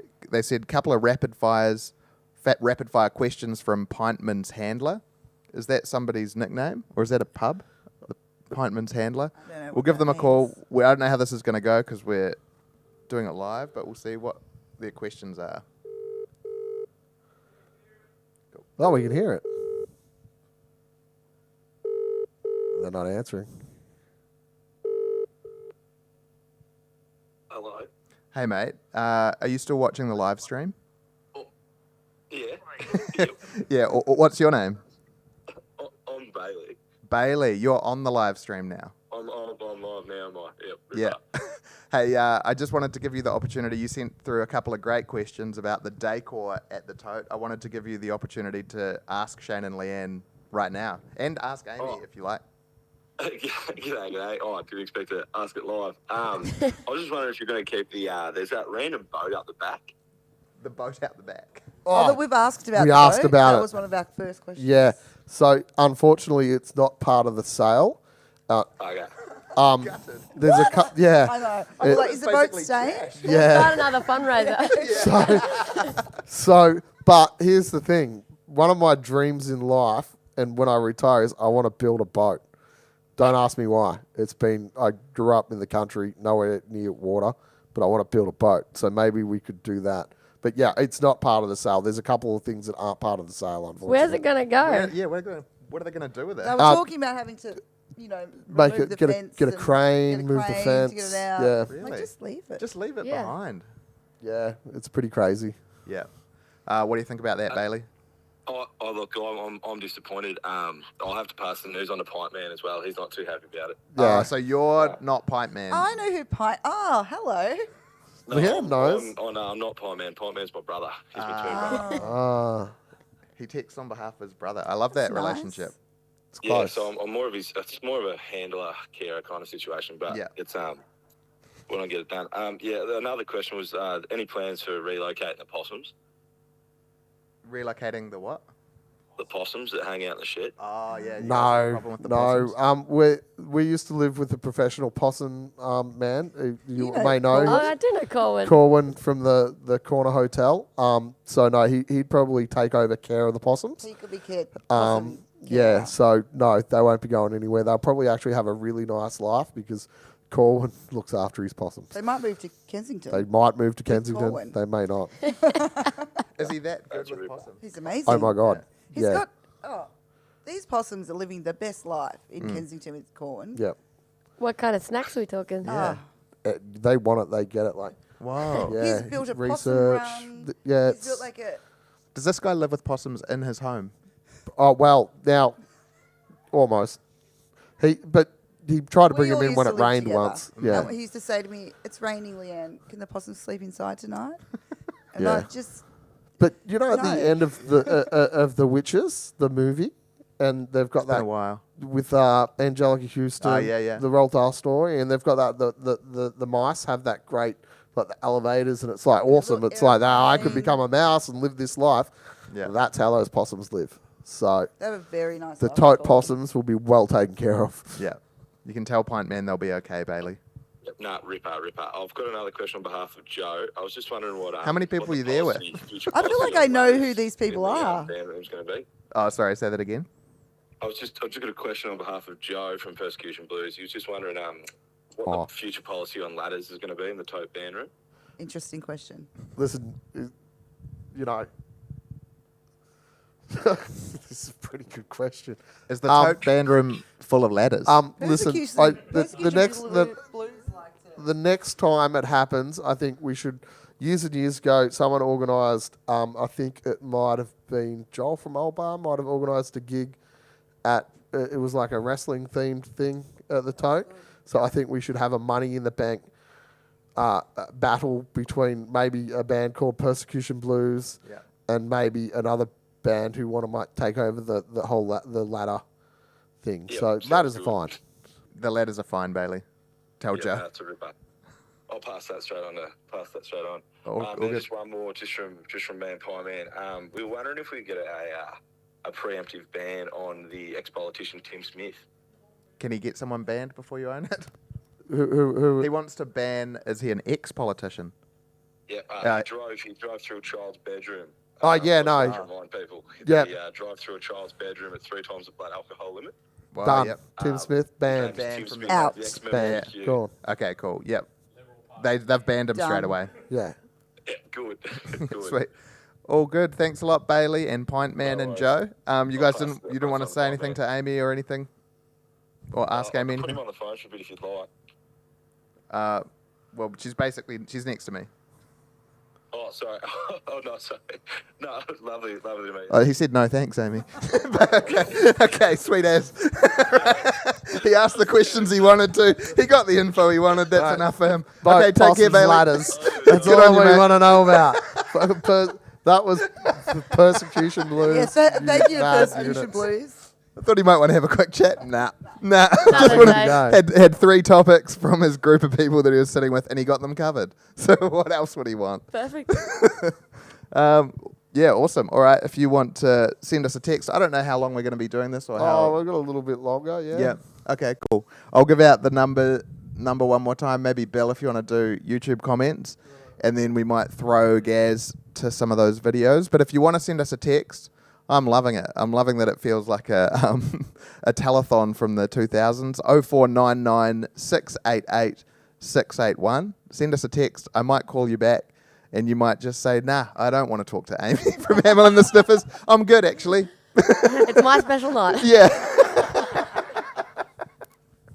What have we got in the comments, Bill? All right, guys. I got a pretty wholesome story, and I think we can all appreciate Yes. this type of stuff because we've all experienced this type of thing. This is from Delphi Sarando. This comment reads, came to Melbourne from Argentina to form a band, already knowing all about the Tote. The first gig we saw there was at the front bar only 4 days after arriving. A year later, played in it and then some, hoping for heaps more.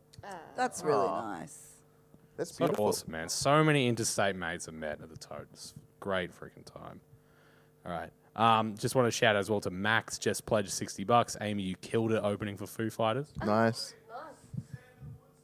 Yeah, that's what I was going to do. Sam McPherson throws out another award-winning question. Can we get Woodstock on tap at the Tote going again? I don't think they do it on tap anymore.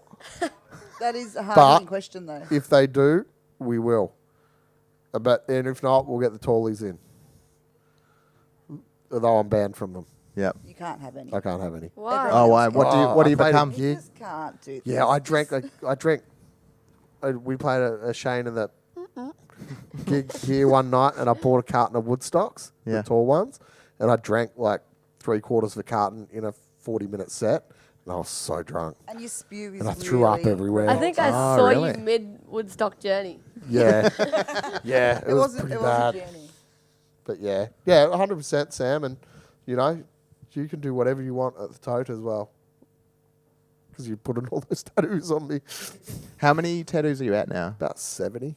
70. So that Currently means, on you. Yeah, so From that's Sam. 70 names. Yeah, from Sam and Costy.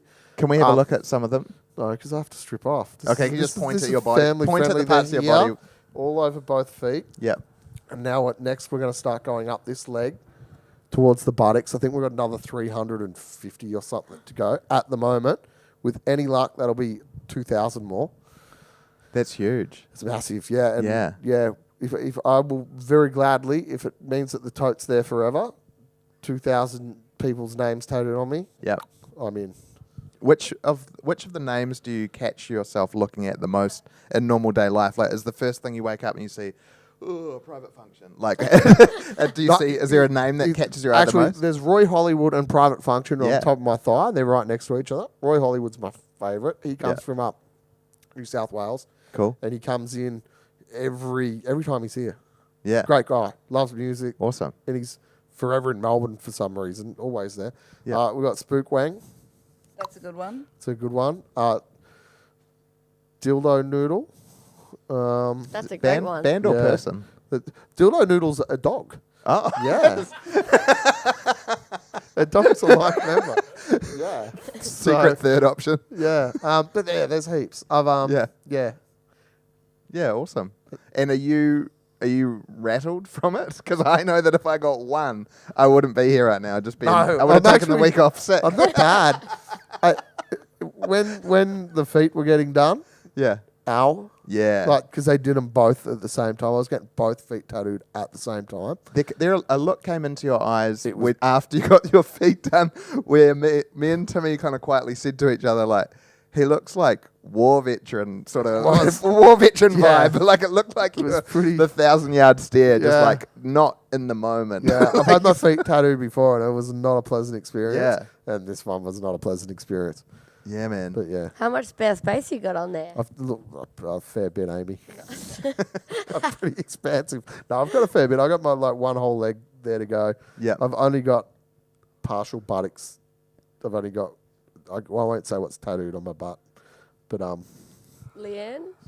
I'm not even gonna. Yeah, we can't go there. But yeah, there's a bit of room. Yeah. So yeah.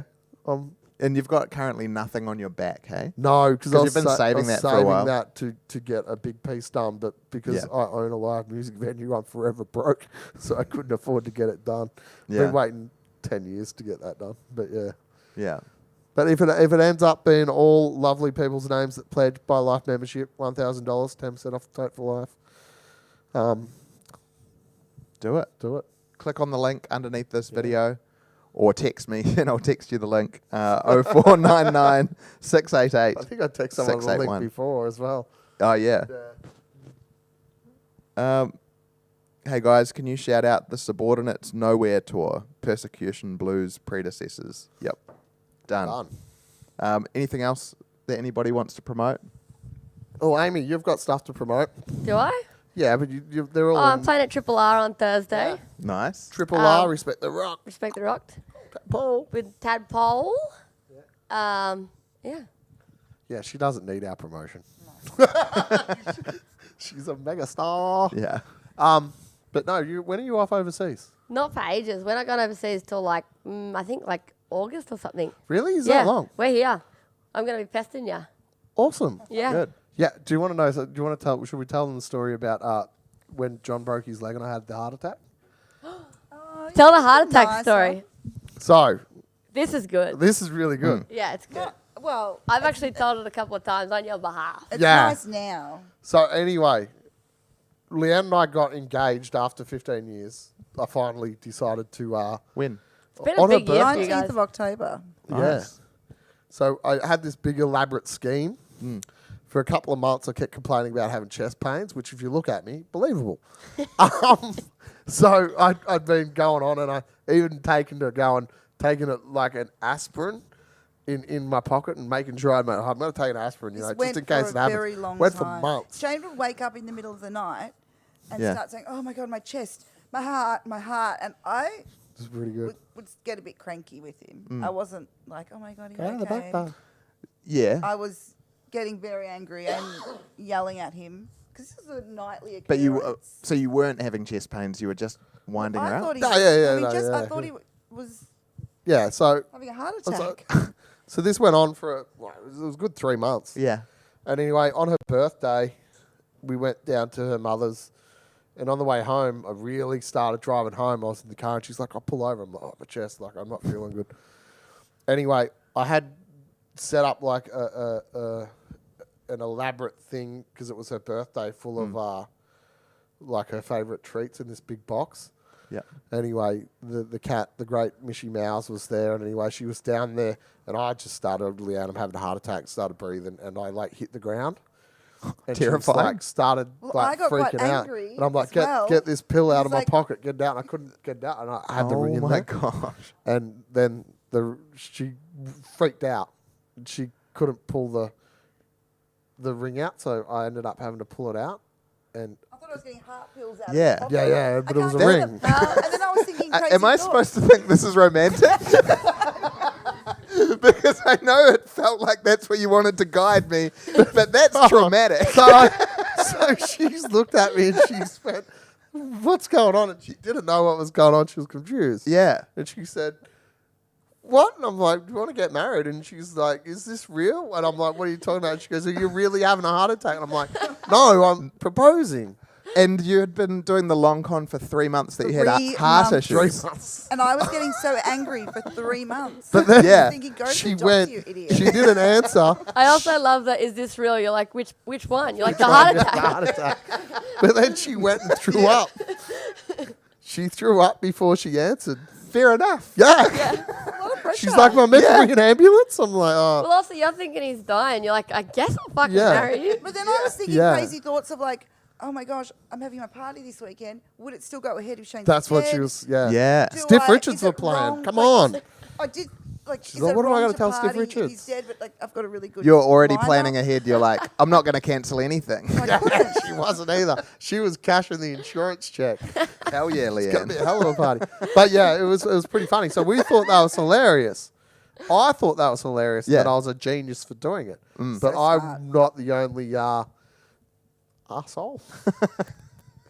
I think You had a Yeah, so yeah, we got proposed to around the same time. the same day. So yeah, Yeah, it was like same the day. same day. Are you engaged or married right now? Engaged? And you're engaged? Yeah. Yeah, okay. What's But- your story, Amy? Is it as traumatic? Just as This violent. is the same day. There's about Is it as depraved as the one we just... Very close. Okay. Yeah, it was like my partner was like, "Oh, let's go for a picnic." So we went for a walk in the park, and it just been raining. We're walking along, and there's this like massive puddle, and he slips over in it. I'm like, "Oh fuck!" So not swearing, and then go to help him up, and Yeah. he just kind of like body slams me into the mud. Whoa. And I start screaming, think, "Oh God, what's happening?" Then he's rolling around the mud and pulls out the ring, and I was like, "Holy shit!" So We're both covered in mud. he attacked you. Yeah. You got it. You guys both did the same tactic, like double Yeah. shock them, like Yeah. shock them and That's then a- shock them, that's and a then they'll smart have to trick. say yes. Don't let them think. Because Yeah. you'll be so you'll and be in that fight or flight, and you'll just say something. Yeah. Like yeah. And Oh what my was your? God. How quick did you realize what the real situation was? I don't know. I was like, what the hell? but yeah, I guess it's in vogue. Yeah. We're going back to the 50s. Just shock them, trap them, and you got them for life. Yeah. But it's Nah, it's really sweet. it was just the weirdest thing because it was like, literally on Leanne's birthday. So Yeah. you can never forget the date. Yeah. You know? It's easy to no, remember. and you'll always remember Leanne's birthday. 'cause That's you'll be right. like, yeah. Yeah. So if Amy doesn't text you going happy birthday, you can Yeah. really Be like, snake eye her "Excuse like, me?" oh. That's right. Yeah. Yeah. And then Amy, if you can text me before you text her, Yeah. please. We'll all be good. We'll be good. Congratulations to you both. And I don't know if I'll take a leaf out of either of the guys' books. Don't. But it's good to know that there's different stories out there. Dingo's engagement was pretty cool. He got his ring lowered down by a drone and had like drone operators hiding around the corner. And then the drone slashed up her face. No. I just knew that you guys would be like, yeah, that's good.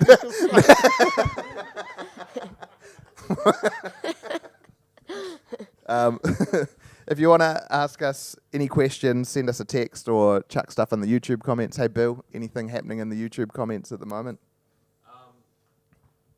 Yeah, I got another comment, and I'll turn it into a question. Yeah. It's from Punk Possum, and a lot of people got behind this. When everything goes to plan, y'all should throw a Tote festival. Get a bunch of bands playing in the front bar, band room, and upstairs. Great idea, been done before. If that were to happen, who would play? Oh. You can just check your body for the lifetime pledges. Yeah, and that's go. it. Just what's going on here. It'll be so easy to book for the first couple of months. Yeah. Do you know what? Should we do one each? Yeah. Can I pick the upstairs? So I'm going to pick one because this person currently works at the Tote. They're one of my favourite. I play in a band with him, and he's in one of my favourite bands, and I'd pick Space Junk for upstairs because in that little room they just go bananas, and that's Eugene. That's a Hi, really good one. Eugene. It's a very good answer. Yeah, I'd go Space Junk upstairs. Leanne? I find this really tough because there's just so many bands at the moment. You feel like you're excluding everyone that you don't say? I do actually. It's a tough question. I can't. Yeah. I don't even know the answer. You can go for a band that you're not friends with. Taylor Swift. You can say Charging Stallion. You guys can all choose. I'm going to choose Charging Stallion. It's okay to choose them. It'd be sick to see Blonde Revolver in the front room. Oh, yeah. That'd be sick. Jesus. That'd be pretty intense, though. Yeah. Yeah. That's what'd be so sick. Yeah. That's what those front bar shows are meant to be like, though, aren't they? Yeah. Just rowdy. Yeah. Go on the end. You got the main room. Well, it'd have to be probably Bat Piss, obviously. Yeah, but we chose Bat Piss before, so you Yeah, got but to I choose a choose them different one. again. Okay, they're doing playing Jeez. twice. Get a They cheeky can play twice. Phooey's up Yeah. there. Yeah. Phooey's in the front bar. Do you know who I'd Who's in the really, front bar? really love to see at the Tote? And I know this sounds weird, but I reckon that it'd be like, and I don't think I've ever seen them at the Tote, but they've played there a million times, and that's Magic Dirt. It's like, I love Magic Dirt. So that'd be a great headliner. Yeah. It's just too many great bands, isn't there, to choose from? Yeah, I can't pick them all. If I had to choose local, I'd go Pissed Idiots in the front bar. Yeah. And if I was allowed to go international, then I'd put Idols in the front bar because Oh. I've only seen them play like the Corner, and they always play huge venues now. But I think that they would be a band that still did an amazing job with a little space, like even where we are right now, or the front bar at the Tote. I think they could still pull it off. I reckon that'd be fun. That'd be a great front bar show. Yeah, Yeah. that'd be good. I hate to keep harking back to it, but that's a reason why we need to keep that space, because the amount of activities that can happen within that one building at the one time, it's brilliant. You can have 3 different gigs on at the same time. You can have so many different lineups. Doesn't matter if it's bloody punk, metal, bloody folk. It encompasses every single part of the Melbourne music scene, and it's focused there, and it can all happen at the same time on the same day. Yep. So, that's an important part of the Tote, that those things happen. Yeah. So it's a great reason for people to jump in and keep it afloat. It'd be sick to see some like posse shot up in there too. Get some Oh, rappers. yeah. That'd be good. Yeah, get the money up, posse Get the- shot. Pretty good. Yeah. And they're our cat's favourite band. They are Oh, our really? cat's favourite band. Yeah. Your cat gets excited when they're on. Yeah, she watches them, and they gave her a towel that they gave Leanne a towel. Yeah. That the cat stole. Cute. Yeah, and is now it's her towel. Love that. So, yeah, She's a tough cat. she's a tough cat. Yeah. Tough cat. It'd Tough be sick as band. well to get some like Al Carlson and like Big Wet and stuff like that. Yeah. Like a little bit more like shit. Yeah. Well, that's the thing. I suppose you can have all that, can't you? Yeah, whatever you like. You can have whatever you want at the Tote. Yeah. Because it belongs there. Bill, looks like you've got another question to read out. There's another one from Matthias O'Meara. Shane and Leanne, what's the biggest surprise since the campaign launched?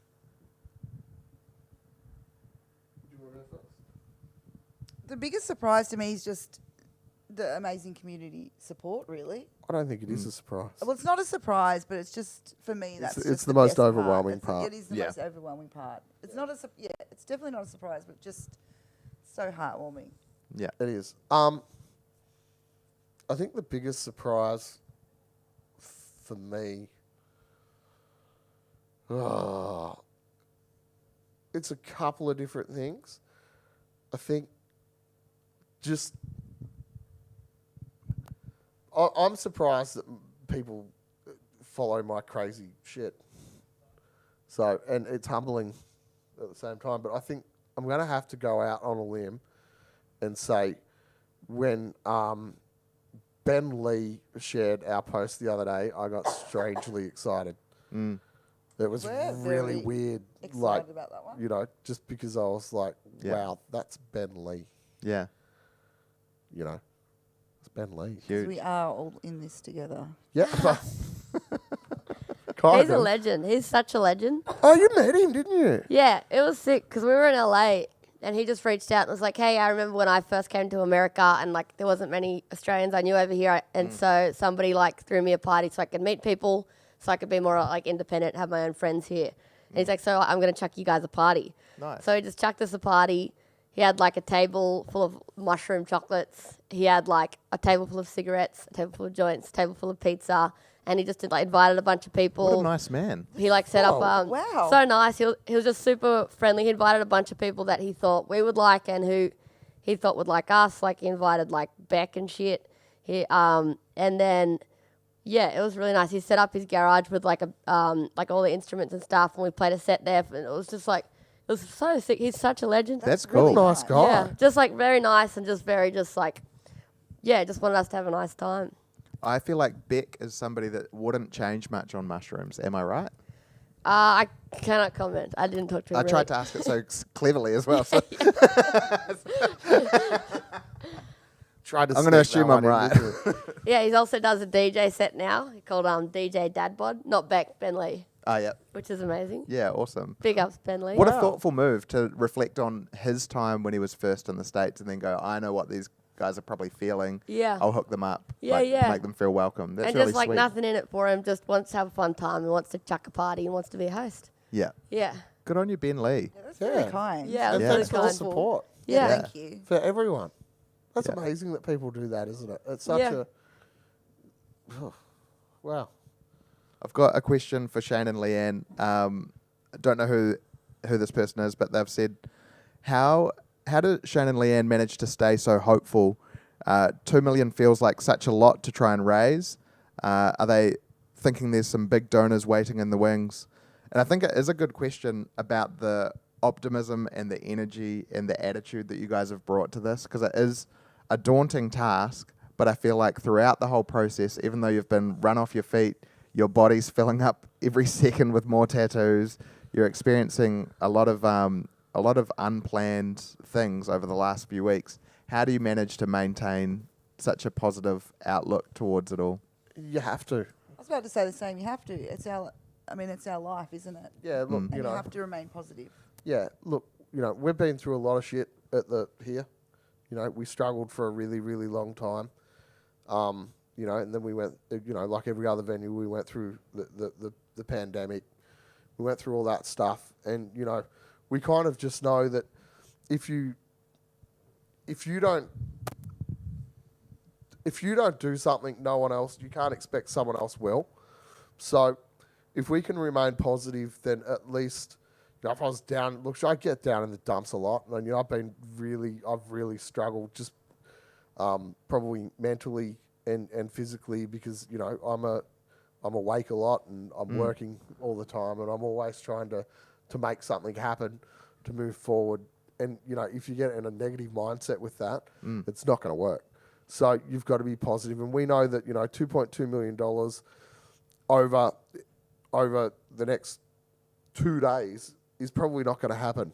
But if we can get to a point where we can go, okay, you know, we can make an offer that's not going to put us in jeopardy, that's fair towards the current owners of the Tote, and, you know, and gives us some hope that we can continue working until to raise the rest of the money after this date, then we'll do that. Like, we don't mind doing this for another month and working, you know, whether we can have a couple of really big, large gigs. Like, I know we've been floating ideas that if we can kind of get an offer in that's acceptable, then we can continue trying to raise money to make this happen. Then we'll do that. Like, I'd do anything to make the Tote stay alive, just because it's not that I don't want it, you know, for any ego or anything like that, or, you know, I just want it to be there. And, you know, if that means that someone else can come in and buys it and we'll respect what it is and do what we, you know, what the community expects, and I'd be happy with that. So we just keep positive, and, you know, we do have 2 days, you know, but if we get close enough to the target where we can go, okay, we can make an offer and not feel like that we're going to go broke or, you know, have to pay out a lot of money and not end up with it, then we'll make that offer. But, you know, if we made it to $2 million, then 100% we'd make an offer. You know, even though we're not guaranteed to get that money through possible, because it's all or nothing. Like, we have to reach 3 million, and if we to be honest, if we didn't reach that 3 million, we couldn't afford it by ourselves. You know, like it wouldn't happen. So we're just going to keep going. You might have already talked about this before, but is there any like leniency from the current owners of the tote who are selling it? With like, are they aware of what you guys are doing? Yeah, they're very aware. We had a meeting with the current owners last week and the real estate agent. That's a kind of an ongoing conversation that's happening every day. We're hoping that they can see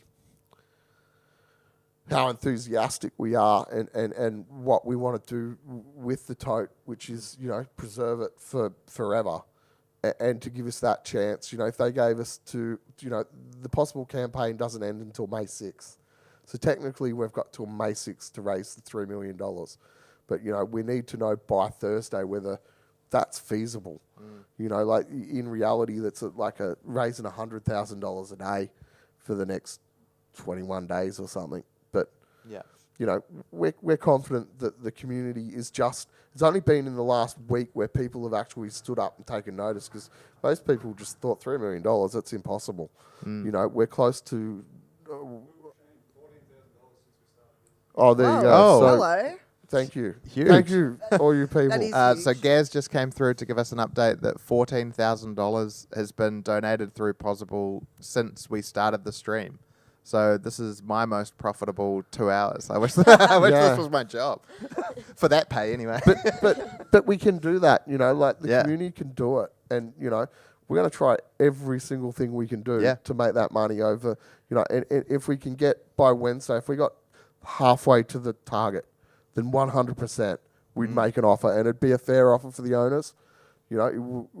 But we think that we could make that, we could get to 3 million by May 6th. Yeah. And you know, as I said, you know, the media has only just started paying attention to us. We're the biggest possible campaign in Australian history. I think we've blown it out the water by over $200,000. Yeah, that's massive. You know, like from a tiny little pub in Melbourne that hosts, you know, bands that are just starting their creative endeavours, you know. It's a pretty crazy thing to think that we could do that. And we're not, we don't have a PR person. We don't have, there's basically 3 of us doing it. It's myself, Leanne and Gaz. Yeah. You know, and 3 people have done that with a lot of help from the community. Help, though. Yeah. You know, there's people who are still helping us, but, you know, yourself. this is help. Yeah. But, you know, the stuff that's happening behind the scenes that people wouldn't be seeing, it starts at 6 o'clock in the morning and it ends at 2 o'clock in the morning. You know, and that's been our life for a month. So, you know, it's basically been the 3 of us really throwing in and doing everything that we can. So if the 3 of us can do that and you know, when the Australian music community, even the world music community, we're getting messages from all over the world about this going, this is great, you've got to do it, good luck. Yeah. You know, 100% this could happen. That's all. The Melbourne community, the Australian community, any music community in the world can do this. You know, that's how strong we are. So, yeah, look, got to be positive. You have to stay positive. Yeah. What's the point of how does doing it things actually? if And you're I'm not going gonna to be say this. I positive? know this is really probably a bit weird and a bit naff, but I've been getting up every morning and I'm right in the dumps. And the first song I put on is "Guided by Angels" by Emil and the Sniffers. Yeah. Every day. Every day I put it on, and Oh, that's I so nice. do the little thing, just because it's true, you know. That song, it inspired the tattoos.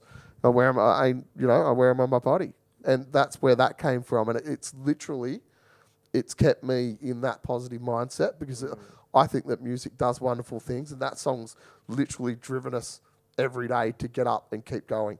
So, and it's just funny that she's here.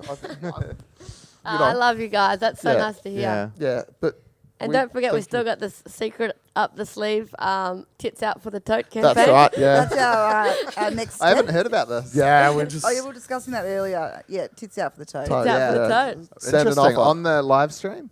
Well, I'd do it in person. Yeah. Personally, yeah. Depends on who's paying what, when, and where. Yeah, let's do it. But But no, that's the kind of thing, and that's the power of music. Yeah. And that's what we've got to preserve. So, you know, there could be music in so many weird ways affects your whole life. And, you know, just in the fact that, you know, when I think about the Tote, I think about the Powder Monkeys and Straight Till Morning and all this stuff. And, you know, now I think about it even more because when, you know, there's the young boys that rang in before, Persecution Blues, you know, that reeks to me of that. But now the Tote's invariably linked with Emil and the Sniffers as well because it's got me through. So, you know, I think that it's the strength of music. Yeah. Yeah, that's huge. Inspiring stuff. I think that I look to you guys and I'm impressed. Before even this was a campaign, before I was like, oh, they're trying to save the Tote, look at all the stuff them and Gaz are doing. Even before that, I was always impressed by the energy that you brought to everyone who comes here and hangs out here. It's very different to anywhere else, and it's very special, and I feel grateful to call you guys friends, and I think that you just got to keep that in mind, that you're already, that thing that you're describing the Tote as being like a haven for the special thing in Melbourne. You guys are already that. Like, being around you and the way that you encourage people and you make people feel welcome and comfortable and don't judge them by which subgenre of what music they love. Everyone just comes in here and feels good. You guys are that.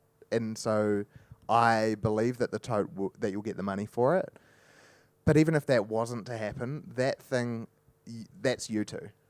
Amy said it well before, that it's not that whatever happens with the Tote or whatever, that's not the special thing that we're all backing and we're all spending our time and playing music and doing what we can. It's for what you guys bring to our community. So I just want to basically reiterate that point, that it's that you guys are you're the parents that are overseeing everything, and that's what makes us love what we do and love being part of this community. So thank you. Yeah. Thank you. That's so kind. Yeah.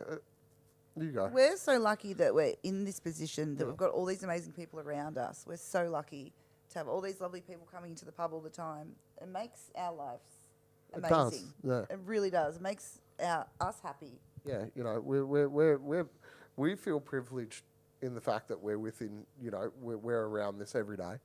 We're so lucky. And you know, and we're well aware of how lucky we are. Yeah, and you know that's a big driving force as well, because, you know, to be able to be in this community is literally a huge thing that I wish more people had the chance to be within it. You know, and you know that's why we are so welcoming to everyone. You could walk in here and not know anything about it. We'll go. We'll explain to you what's on. Yeah. Or we'll tell you where to go if you need somewhere to go. You know, that's what. You know, I'm from a small, shitty little country town, and that's what people do. You know, they also, you know, well, most people do there. So I feel really sad sometimes for people that don't get to experience this sort of lifestyle and this sort of community and feel like a sense of belonging. Yeah. And those amazing feelings, like, yeah, you could be in the smokers area just talking to somebody, or like watching a band for the first time. I feel really sad that a lot of people don't get to experience that. Yeah. So we are so lucky, and I'm just so well aware of it. Totally. I think that, not to draw our attention back to tougher times, but I think that when lockdown happened, I wasn't here for it, but when it happened, it kind of deleted a lot of things that were about to happen, a lot of cool experiences, music-related things and socially related things where people were about to have this awesome couple of years, and that kind of wiped that away. And so now when we think about potential future memories, we're like, they're precious. We should protect them. We've got to look after them, because now that we've all experienced something cool that almost happened, which was new bands and like new songs coming out and stuff, and that got shoved away. Now we go, oh, that stuff is really precious. We've got to make sure that we protect it. So yeah, it's important. I think we might throw to some videos that Gaz has to play. Again, still haven't found out what they're all about, but I'm sure that they're good. We will be back shortly. Thank you.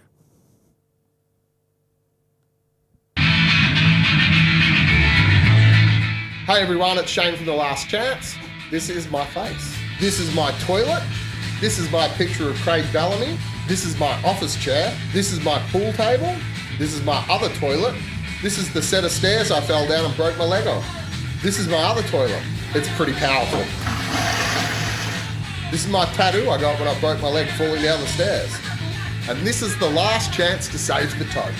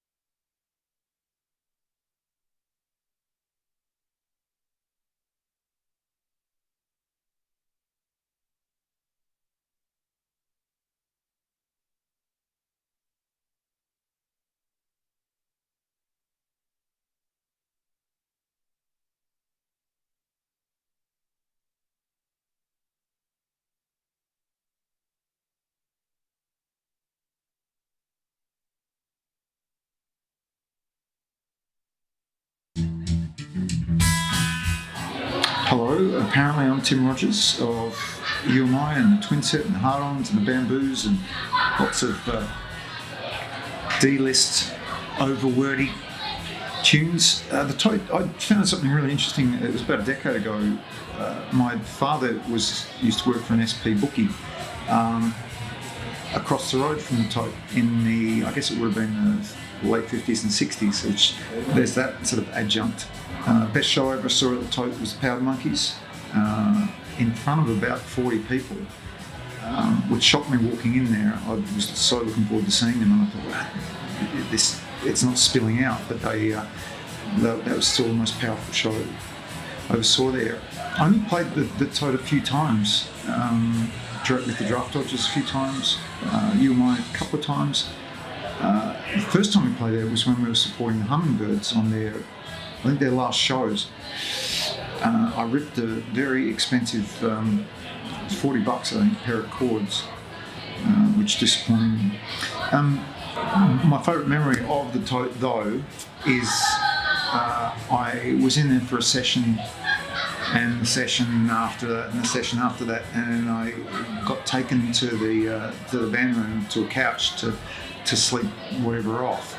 And then I woke up and all 4 members of Airborne were standing there and looking at me and kind of poking me like I was a dead animal.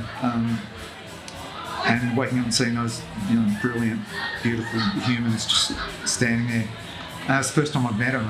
They just looked like this beatific angels, little grubby rock and roll angels. Look what's going on. To go to shows at somewhere where you feel it's not only convivial, but you feel there's a bit of a shared purpose, which a venue like the Tote has. You're not all the same. I mean, the music that gets played at the Tote is not all of one variety, but if you go there to a venue that's of that size, you're surrounded by people that you think you might at least have a little bit in common with, and you get talking. You may meet your new best friend or someone you enjoy hating. It's just such a wonderful social confluence, and what I've always loved about going to shows is that you meet people who aren't known to you. You meet strangers and you get talking, and what you've got in common is going to see music and to share that. You can kind of get the small talk out of the way, and this is all quite apart from just the beauty of the music overcoming you and enjoying the hell out of that. And if we lose that to whatever's going to happen, to whatever's going on development-wise, it doesn't say a hell of a lot good about us as a town or us as humans. because those conversations go on. Just because we're rock and roll fans or fans of electronic dance music, whatever, we don't all know each other, and we need somewhere to get social and to get ideas out there, as well as having a flipping good time. And if we lose a pub like the Tote, what are we going to do? We watch flipping streaming video services, and we need that. And as everyone knows, who's in the music, Melbourne is one of the 5 greatest rock and roll music towns in the world. And I get asked about the Tote all the time overseas, and people are excited to be there. So what's going on? The last chance, and just want to put all my goddamn support behind. I haven't got a lot of money, unfortunately, but geez, I'll come and do a couple of shifts at the bar. Or, you don't do cocktails, right? Just love and support, and there to wash the glasses when you need someone. Well, started off in Rye just with mates, and then just slowly coming up to Melbourne, seeing gigs on the weekends. Never really had any opportunity to gig and stuff, and once you become a part of a community, things just start snowballing from there. So you only have to look at some other cities around the world and stuff that have had their era. Like Melbourne, you sort of don't know what you've got until you lose it, and you can see some cities that have had their era, and the gentrification pushes everything out, and those music scenes are only a fraction of what they used to be. It's not until a decade later that you realise it's cooked and nothing's left. G'day, Slats every day, or Rosie the Riveter with a riveting story about the Tote. It was the night before Christmas. Actually, no, it wasn't. It was the night before Alternative Nation. I was 16 years old. I'd come up from Warrnambool to see the gig, and I was drunk in Collingwood. I went into the Tote, sat down on the couch, and the security guard came up to me and said, "You're not meant to be here." I looked him in the eye and said, "I will be." Anyway, fast forward to another time at the Tote where I might have been under the influence of a psychedelic, where I sat in the top toilet by myself and listened to Dead Moon, because I was convinced that was the best place that you could hear the music. Anyway, King Parrot, Cockfight Shootout, film clips, many times where I've just been there going, holy fuck, this is what I love in my life, live music and the Tote. So, if you've got the cash, give it, and let's save the Tote. Because we can do it. Muscle. Man, I just remember, my formative live music experiences being a kid, and, how intoxicating, live music was, I must have, been watching a band or watching a music video at that perfect time where my brain just, developed its first ideas of, what I had to do with my life. And, it's places like the Tote that harbour that kind of infatuation and inspire that creativity. For us, and I think commonly for a lot of other bands, when you're starting out, you really need venues like the Tote. I remember the first time we sold out the Tote, and it was a big milestone.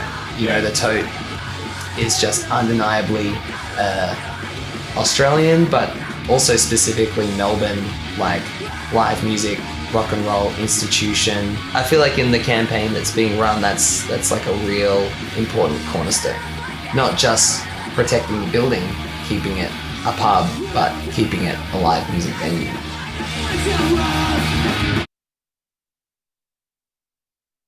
G'day there, it's Jay here from Frenzal Rom. Just wanted to lend my support to Shane and Leanne in their bid to take over the Tote Hotel and try and save it from the developers who apparently are going to ruin it and turn it into some sort of apartments or Adidas shop or Harris Farm or whatever people think they need but don't really need. Somewhere like the Tote, such a classic institution, people sort of go there anyway, and so you've got a good chance as a young band that nobody knows that you will have some sort of a crowd, that people can sort of see your music, and when they disappear, it just makes it that much harder to get your music out to people that hopefully will enjoy it.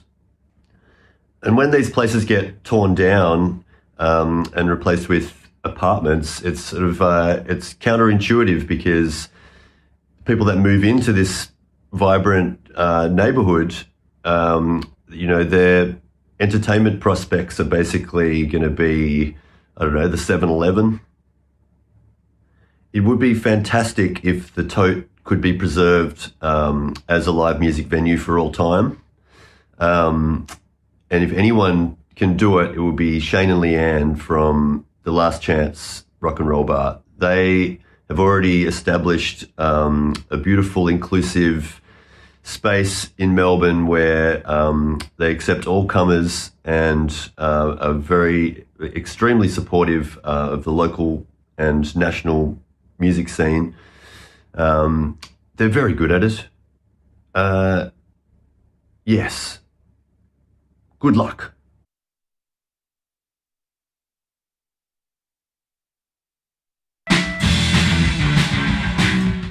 Hello everyone, my name's Georgia Mack. I have played in like 3 or 4 different bands, and the one thing that they all have in common is that we've played at the Tote. It is such an iconic institution, such an important part of Melbourne's music scene, and it's such a great place for young bands to play and come up, and it's just iconic. Please help, donate, share. Help Shane and Leanne from the Last Chance Rock and Roll Bar. Save the Tote once and for all. I love you. They keep the facade of the Tote, but inside it's like, office space. It's like, well, that's almost, I'd rather you even change the facade, because that's kind of insulting.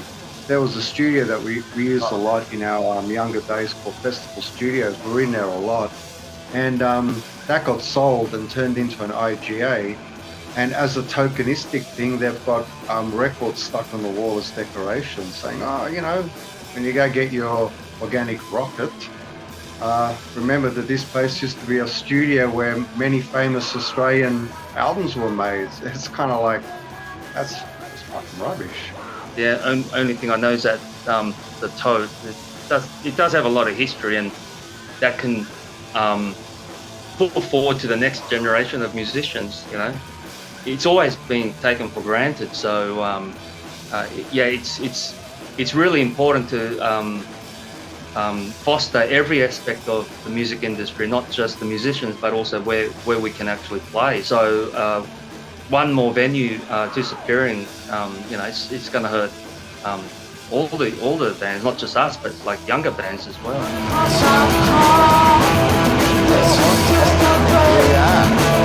Welcome back to... You're taking the tone straight down.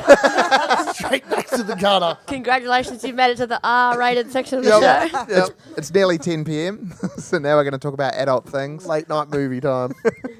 Leanne actually has something very special to talk about. I think, Leanne, the thing you're about to talk about, is not part of the Possible campaign. Am I right? That's do you correct. want to talk about what it is and how people can go about winning it? Someone already has one. Oh, yeah. okay, I'm it's here to happened. announce the winner. So we had a great idea. We just wanted people to share their memories and their feelings about the Tote and how they felt. So we asked everyone to, write in and say how they felt. Mm. And we're going to give away this amazing The Nirvana Hormoning Tour LP from 1992 on red marble. And this OG. record, actually, this physical copy means a lot to Shane and myself. It does. Yeah, it was given to us by some very dear friends during lockdown. Yeah. Under the instruction that we would sell it to keep To make going some as a money. venue anyway. We refused to because we knew that what it meant, so we wanted to give it back to them, but they've refused to take it. And when this came up, they pulled us up and said, "That's it. Do something to make this happen." Yeah. So it's funny because Shane and I have just been reading all the comments on Facebook and things like that, and we both actually agreed on the same person without knowing who they were. Yeah. We both started talking about this one post that we saw. Yeah. And so it was quite nice that we both. It feels right. It's it kismet. feels right. It's kismet. It was. We It really both does. spoke about it, and I went, I think that this person. I didn't know who they were. It was just some random internet name, and they told a lovely story that kind of touched both of us about what the Tote meant to them when they moved here. And from Adelaide, we've actually got 2 prizes to give away. Yeah. So, because there was another post that was fantastic. So this record has tons of sentimental value, but probably So tons much. of money value Tons of as work. well. Oh, yeah, I Well, think that's the right way to this say is- it, right? It's Nirvana's hormoning. It's like it's pretty special. Like in the scheme of collecting records, this is it's up there. So And also just being given it, like, Yeah, it by the just- people that gave it to us, it was just it was touching. so It means a thoughtful lot. and yeah, it means a lot. And for us to give it away, it has to be to the right person. Yeah. and it had to Do be we for want that story. to? Are you able to read out the post that this I can. person Have you put got it? forward, and then maybe say who it is after that? Right. And as a huge Nirvana fan, Oh my God. gosh. Amy, can you show Amy the front of this record? How much, when you're looking at Dave, how much chicken do you reckon he had?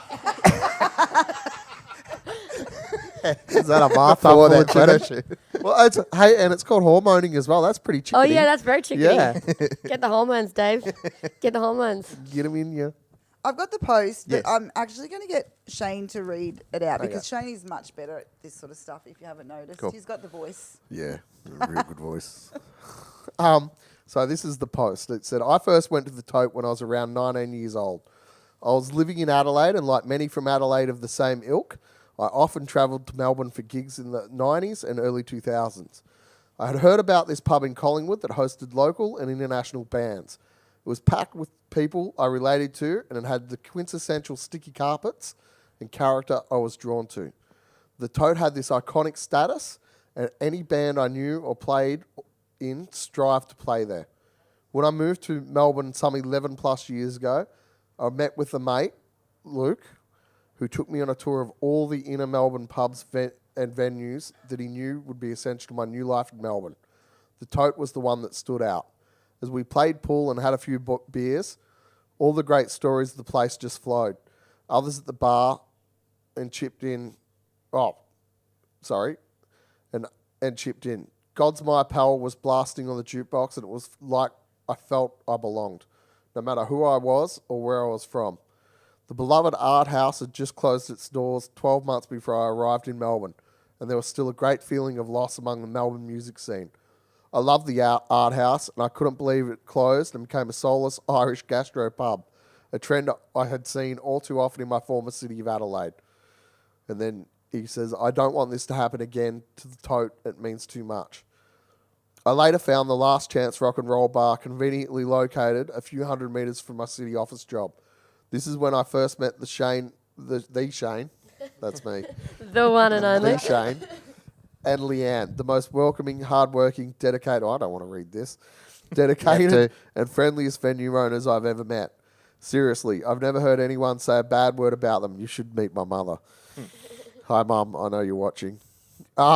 You often hear people refer to them as family, not the bad family, more the cool aunt or uncle type. They're not only friendly and dedicated to the cause, but they really give a shit and look after bands and punters that grace their pub.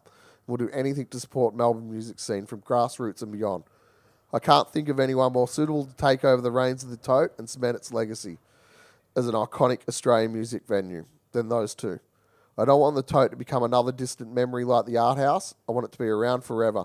And the fact that they would put it into trust surrounded by enough red tape to drown any legal or developer challenge makes it all worth it. The Tote must continue. It has a cultural value greater than any dollar amount, any white-walled apartment or wine bar. Collingwood may have changed, but the Tote must remain for now and future generations. So that, to me, was beautiful. Yeah. And Well It's done. nice that we both just agreed on that. We were both discussing it. What a nice post it was. So, Sam, I'm sorry I didn't know who you were, but I do know who you are now after Leanne explained to me. Congratulations, Sam. Sam? So that's for Sam. And we Have also we got Sam, do you I guys am. have Sam's number? No. I've got him on Messenger though. Yeah. He sent me a yeah. message. But I don't he's know. probably at call work. But we've got another one, and we've got an original piece of artwork by Sam McPherson. That's the last chance to save the Tote poster, and it's the original one. He sat there with the felt tip pen. It's beautiful. He had it framed and stuff, and there was another post that meant a lot to us too, and that was by Ruby Sykes. And Ruby Sykes, we're going to give that to you because that was it was this close to winning that. But I think that Ruby deserves it with what she wrote as well. So that's what we're gonna. They're for you two have earned them by doing us a service by sharing your story and sharing our cause. Yeah, congratulations, Sam and Ruby. It's amazing. Are you feeling all right giving that away, Leanne? She hurts. Sam, come and get it quickly. I would suggest before Leanne changes her mind. It's a tough one to give away, but I'm happy. Gaz, do you want to join us on the couch here? Okay, cool. Come between me and Leanne. No, I was looking at it on the stream. I was looking at it on the stream and I was like, this is what this is missing. The barman. It needs someone just leaning in that area. Give me a sec. So everyone, this is Gaz. Gaz has been working tirelessly behind the scenes. He ran our live stream last week single-handedly, like literally by himself. He set everything up. He's came in, did all the videos. He's made me get up and do things that I don't want to do. He makes Shane sometimes get up. Gaz will come in early in the morning when we've just arrived and we're feeling a little bit... And he's kept and us Gaz going. will come in and be like, okay, get up. Yeah, he's got a great idea. That's not true. The most I do is go energy. And that's all we There we go. See? So, but Gaz and I have been working on something for the last, I've been working on it for a very long time, but Gaz and I have been working on it for the last couple of months, and we thought we'd just announce it and say that we are doing it. Yeah, there's a few people in the comments that have said The Last Chance needs a TV show. Well, The Last Chance is doing a television show. We're doing a TV show. That's a real thing. So we've been preparing for it. It's exciting. So we're going to be debuting this year live from The Last Chance, or maybe live from the Tote. We don't know. Yeah, we're still figuring out the nuts and bolts of it too. So if you guys have any ideas of what you want to see, but we're thinking sort of halfway between recovery and a skate video. Yeah. So bit skits and it'll feature live music, local, international, national. People talking shit. Even the last couple of weeks of what you guys have done, which has been an amazing job. Congratulations, Gaz, on how huge this feels when I know that it's basically just you making this huge production. But watching it from home, and I've had this conversation with a few people, you're watching it and you're like, oh, I just want to be there. Like, there's something so exciting about how this has come up and how it turns out on YouTube. So I bet whatever you guys end up doing with this, it's going to be exciting and people are going to watch and be like, oh, I just want to be part of it. So good on you. That's interesting because I think it's going to be a big community thing. Like we're going to have people coming up to us going, oh, you should do this. Like Eunice this over there taking photos of me right now. He's always like sending me things going like, oh, by the way, tomorrow we got to have someone do a cross from the toilet. We just we could do the cross from the toilet. Just stuff like that and like all these different fun skit ideas and stuff. And it's going to be a real rat bag kind of thing. But I think it's going to be so much fun. Yeah.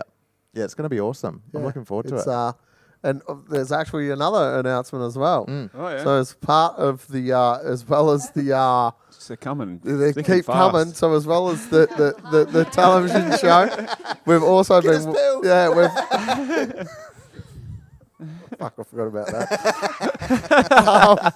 We're also going to be doing a weekly podcast as well, which will feature an artist every week in in-depth talk. Awesome. So it's going to be hosted by a variety of people as well as... I'm sure I'll be crowbarring my way into it. Cam, I'm like, oh, Cam is that looks fun. Yep. I'll be on that one. Cam is acting surprised about all this, but he's known about it for months and months. Yeah. Or assumed. Or assumed. Yeah. I've assumed I'm involved for months. They're the things that we're going to be doing, which kind of got hijacked because we were actually planning on starting this stuff about now, but then the Tote came up. It was literally the week I was getting back from being away. We were going to start hard work on it, but that was exactly what was going to happen. And then I remember you two calling me one afternoon, and you're like, "Right, you sitting down? And I was just like, yeah. And they're like, all right, we're going to try and buy the tote, and we need you to make videos for it. And it was hilarious. Yeah. The first thing I thought of was just like, Jesus Christ, mate, your doctor told you don't need any more stress. Yeah, that's it. But no. So anyway, so you can tune in very soon. Once we get this tote business sorted, we're going to crack on. Yeah, and come at us with all your dickhead ideas too. We want we'll all love of it. them. Send them in. The bigger the dickhead of the idea, the better. Drop your ideas in the YouTube comments or send me a text. Just use this as another opportunity to get those text messages We'll put through. you on the TV. We don't care. Yeah. 0499 688 681. Oh, and for everyone that's wondering, we will probably be filming at 6 or 7 o'clock in the morning. So, you know, it's not just the security cameras now. No. Now, I don't know. I know you've done 2 announcements already. I don't know if you are comfortable with a third. But mate, let's go for it. Do you Who's want pregnant? I'm announcing someone else's pregnancy as a single guy. You can pay extra on Possible if you want me to announce your pregnancy. I have been thinking, sitting out the back, listening to this as it goes to air, that this has been missing a lot of your Tinder updates. So that was a big highlight of last live stream. Yeah, last week I did hijack a portion of this to talk about my own dating life and how things were going on Tinder. I don't... Oh, actually, there is an update. Oh. Jake has a friend who works in TV, and and that friend is a producer for a dating show, and the dating show is called... this Dating Naked all over again? No. I did go on Dating Naked.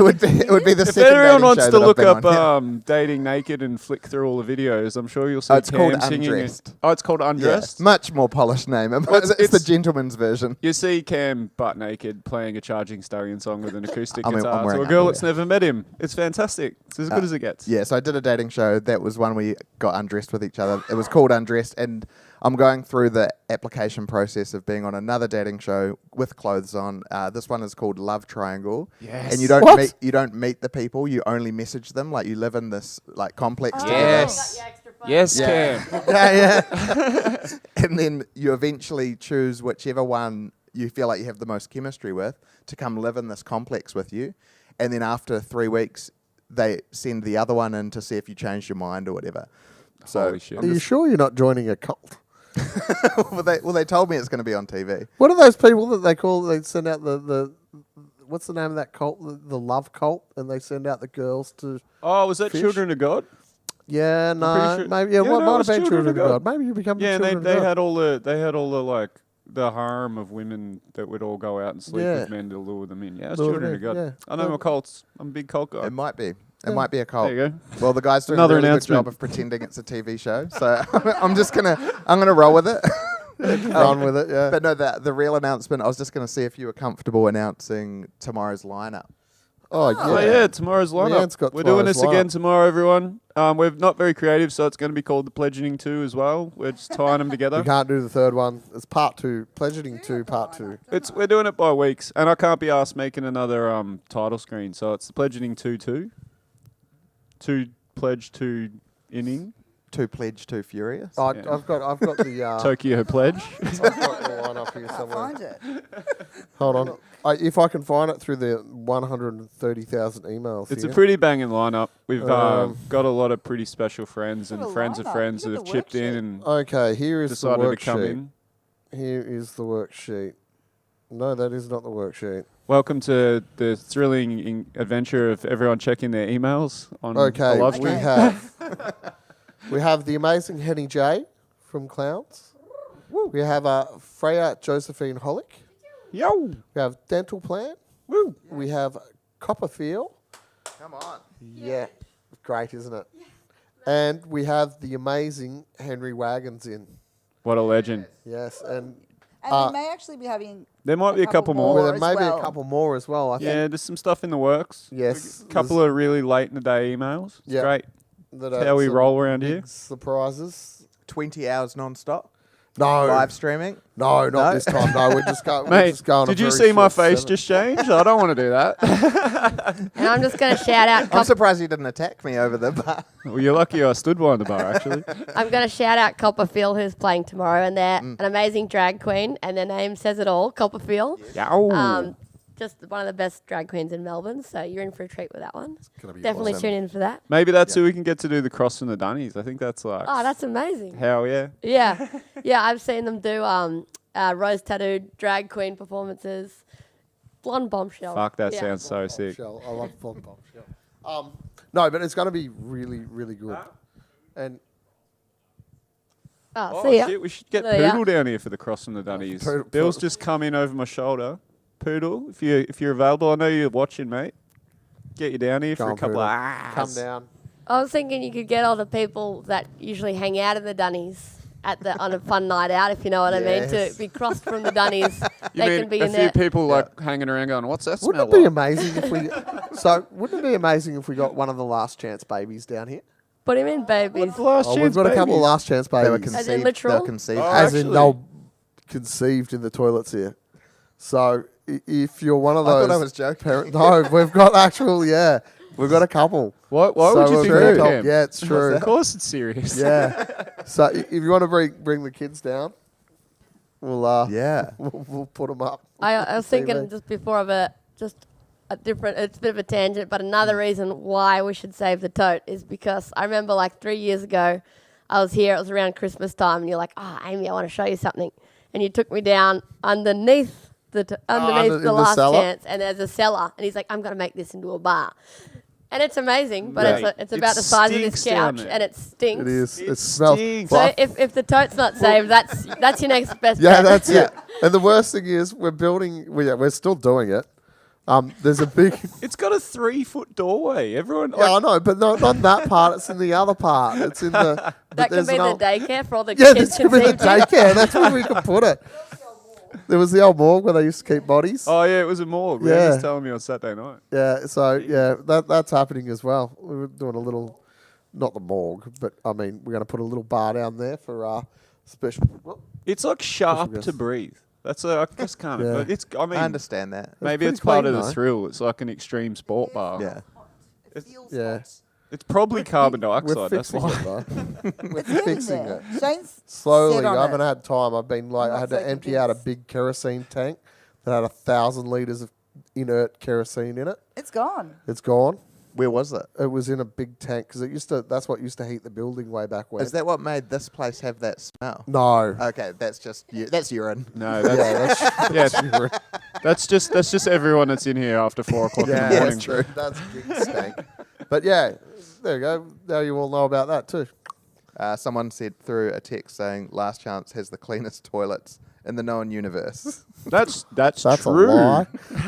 I'm going to Someone going with that. actually said that to me the other night as well. When we first got here, they stank. They were But really bad. I'm really They were- shattered I wasn't here for the night with the glove where the toilet broke and then you had to put a glove over it and it was like because waving. poop kept coming out the wall. Yeah. And it was just like waving. Did the glove work? No, it wasn't a glove. So what?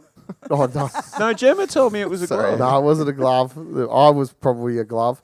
No, so someone kicked in the toilet. I out saw there. that. Yeah. And so the way the toilets are all connected up is it comes down. This poop comes from downstairs and from the toilets there, and it flows past that toilet. So because it was gone and it was just a pipe hanging out of the wall, some wee little jobbies just kept coming out as I was trying to clean. So someone would flush and I couldn't stop it because it was upstairs. So I ended up Backpacker getting shits. Yuck. as I was picking up the feces off the ground. I got a garbage bag and I taped it around the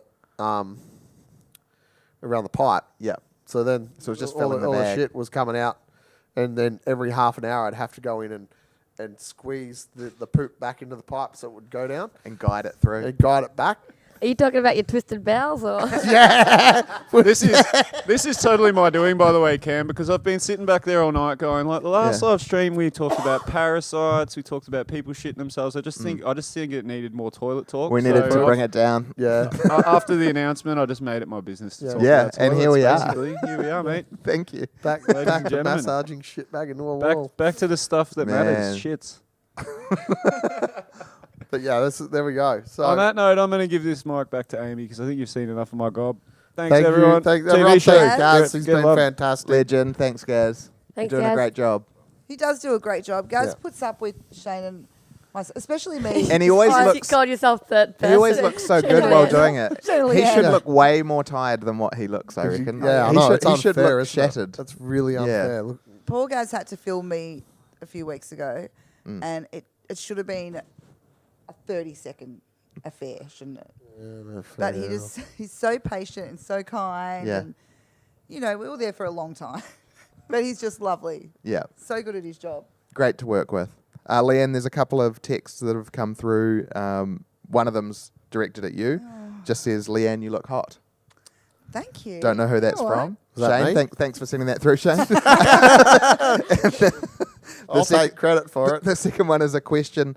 Can we come to the pledging tomorrow or online only? Which is a fair question It's a because fair I came question. last week thinking from watching on YouTube, the pub's just open. But then I came in here and after I snatched the mic off Timmy and started hosting, I realised this place wasn't open. So can people come along tomorrow? It's or not what? open. It's just because Okay. we've got a lot of equipment set up.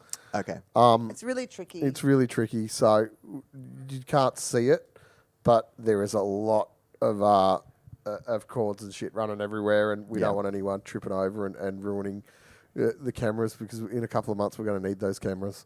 Yes, fair enough.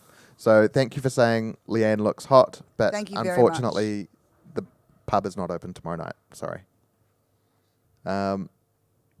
And Shells just said, I'll get my tits out for the tote. Yeah. Oh, hello. See, Go Shells. This might have legs. Yeah, tits out for the tote.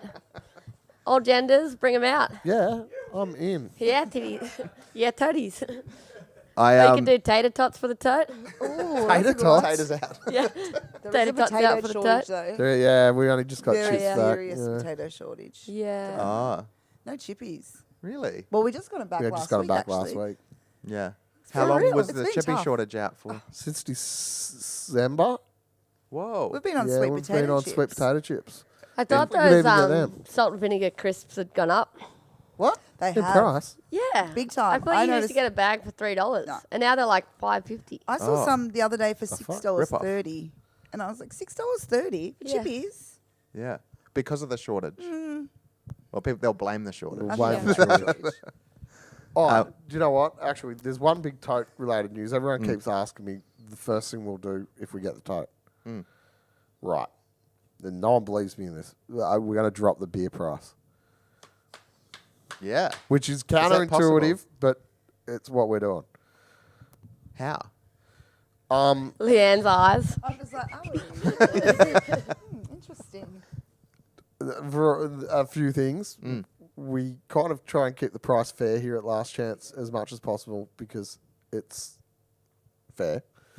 But, we think that everyone, if you just want one drink or you don't drink or whatever, a lot of people don't drink. Cam doesn't drink. I don't drink that often, but when I do, I do.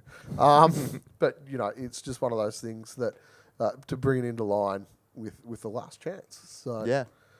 So yeah. prices will go down. Prices will go down. So if you want to, it's a good reason to pledge. Love it. First thing. So I was trying to think of what a mouse just ran past. That was perfect. Really? Yeah, like it ran past the front door. It's to the right of the front door. I was thinking about Tote or Health Last. inspectors, look away. So these guys are set up to manage another building.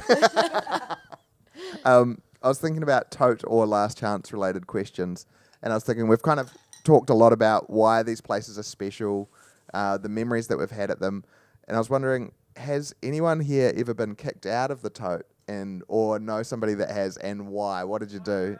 And Gaz, I can hear Gaz has been kicked out. I know Bill, who's approaching the bar, has been kicked out. Drinking in a closed bar. Let me guess, were you drinking? I was definitely drinking. I've been kicked out of one bar ever in my entire life, and it was Yeah. at the Tote.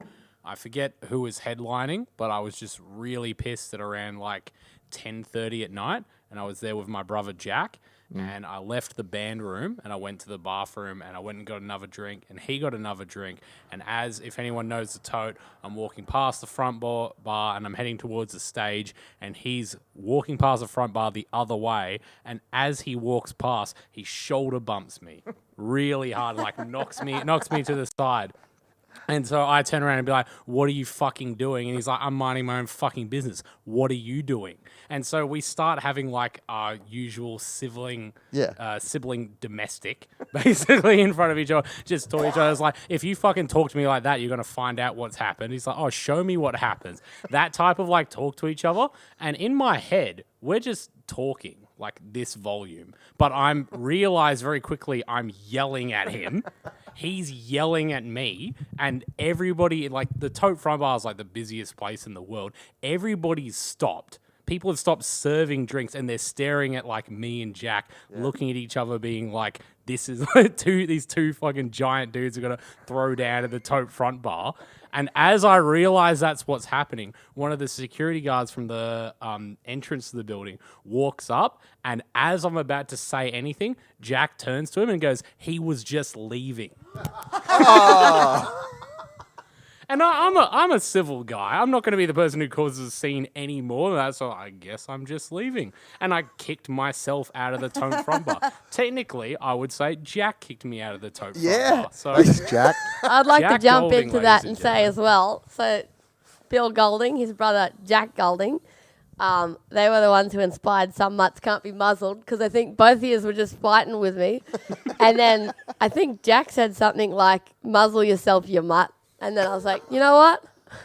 Hell yeah. Nice. No royalties either. yeah, no royalties indeed. Got that. That's great. Gaz, I don't know if you're able to run through and still control the live stream, but I know that Shane said once, he's like, I'm getting kicked out of the Tote. I did. I'm gonna get What kicked- were you I'm gonna thinking? get kicked out of banned the Tote from the tonight. I'm Tote. going to get banned. Oh, you had the feeling. I in went your to the blood. express. Yeah. Sorry, to get banned from the Tote, and I was like, these are some ambitions. and you know what, I I'll tried support really you. hard. They gave me a microphone and everything, and I did not get banned or What- kicked out. what I did was you- pretty They angry even though. kept giving him drinks. They kept feeding me giving the him more other- drinks. fucking I know.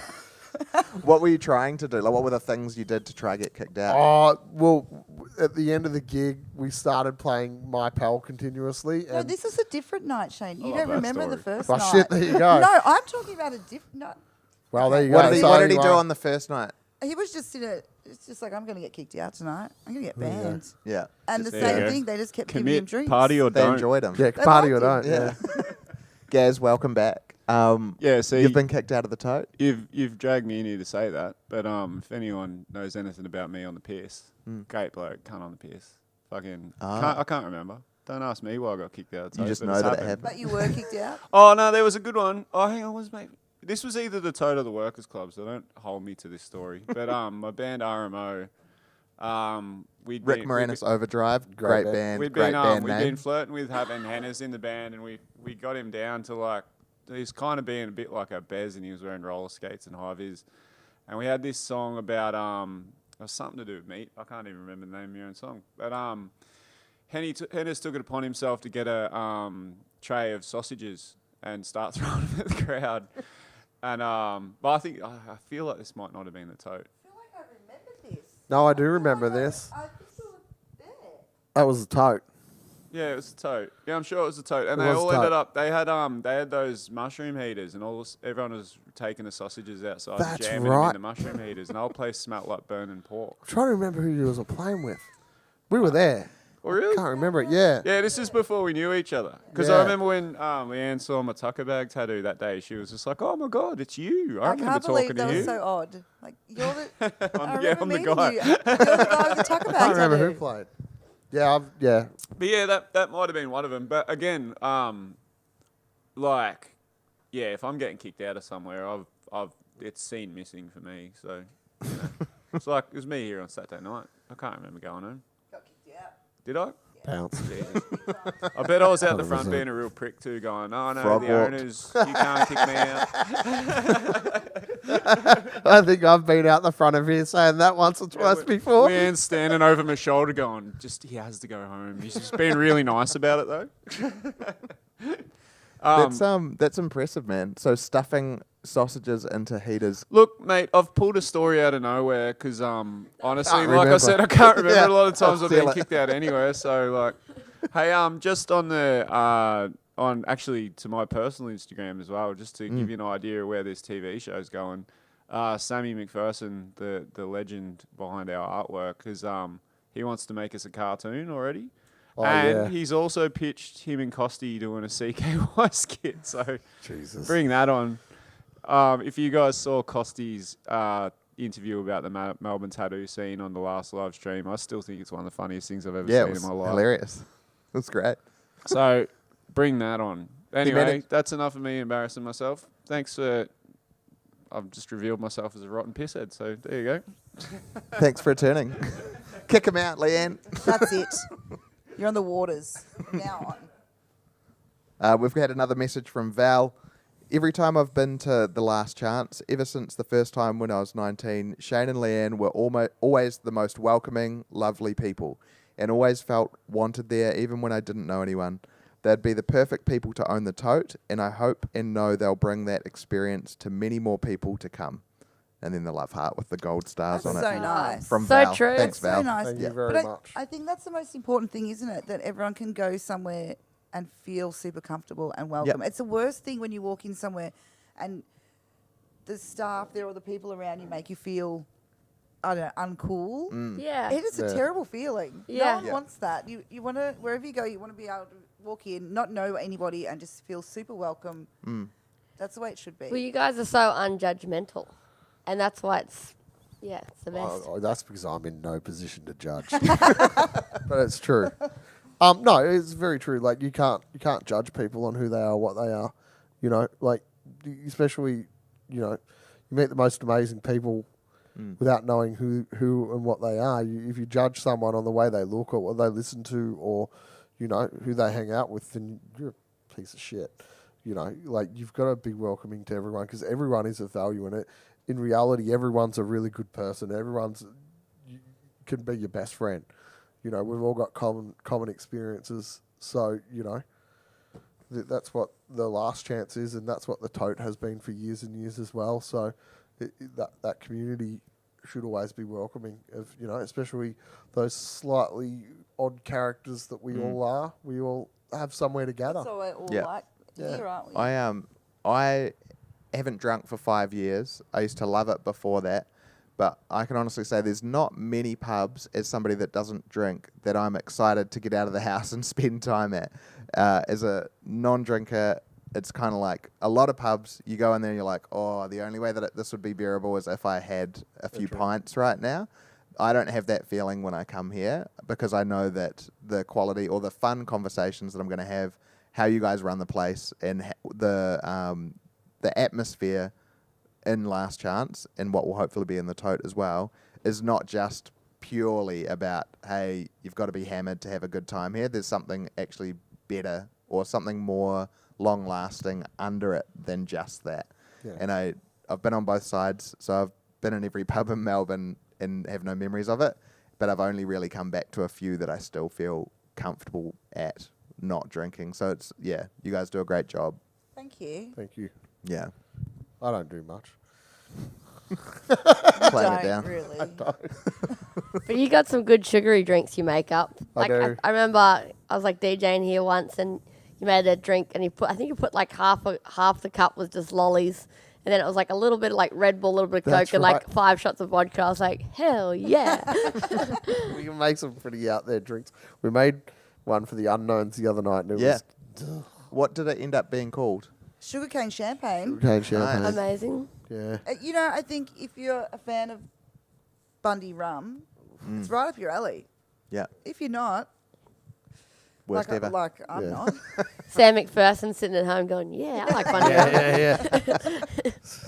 But yeah. Look, I think. What is the time? So we should probably wrap things up soonish. Bedtime but soon. It is 10:30, so we're probably annoyed enough people. But do you want Cam? Do you want to? Should we? Do you want? I'm happy to. There was one more thing that I just wanted to do. It's a light thing, so we can we can say everyone jump on the link, the possible link. I just wanted to see if I could get that framed photo. Does that come off? Can I show that to the camera? I think it's worth showing. I actually just keep turning my head and staring at people I see. I just clocked it before. Oh and I think my God. Bill, can you bring it round and hold it in front of the camera? it's pretty So on there. last week that we did this, we turned the corner of the room over there into a tattoo studio. Shane got 73 tattoos they're on because there. people are paying to be pledged life members, so they get their name on his body. Friend of Last Chance, Gemma, got Shane's name on her butt, and the next day has that photo of Shane next to that tattoo framed, and it's hanging up in Last Chance, and I just think it's worth sharing with everybody. Close-up of Shane's face. So I don't think there's anything. I don't think I should feel bad about this. She put it on a frame and it's in a bar, so I think it's okay to show on a live stream. I was just wondering if that's all right, actually. I think it is.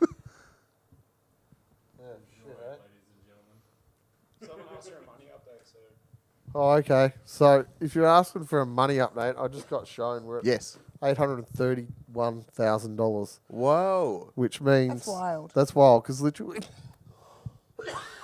Leanne, Shit, he's sorry, proposing I'm a bit again. No, Calm down, Shane. Calm okay, down. I'm going to go into salesman Shane. Where are we? Hi. Would you like to buy my child? No. If we can make it halfway to our mark, in reality, the campaign can run until May 6th. We have to make our offer on Thursday. So if we can even make it halfway to our mark, I've got a sneaking suspicion that I'm dumb enough, Leanne's crazy enough to support my idiocy, and that we can actually make it to the $3 million to do this. I know that. If we've earned over $600,000 in less than a week on this campaign. So if we can make it to $1.5 million by Thursday, we're going to make an offer on the Tote, and it'll be a fair offer for the owners, and I know that we can make it through to May 6th and raise the rest of the money. So if you can, spread the word, get the word out there. We're only just starting to get notice that we've done this. We're the biggest possible campaign in history, and I'm going to say something that I think a lot of people don't know.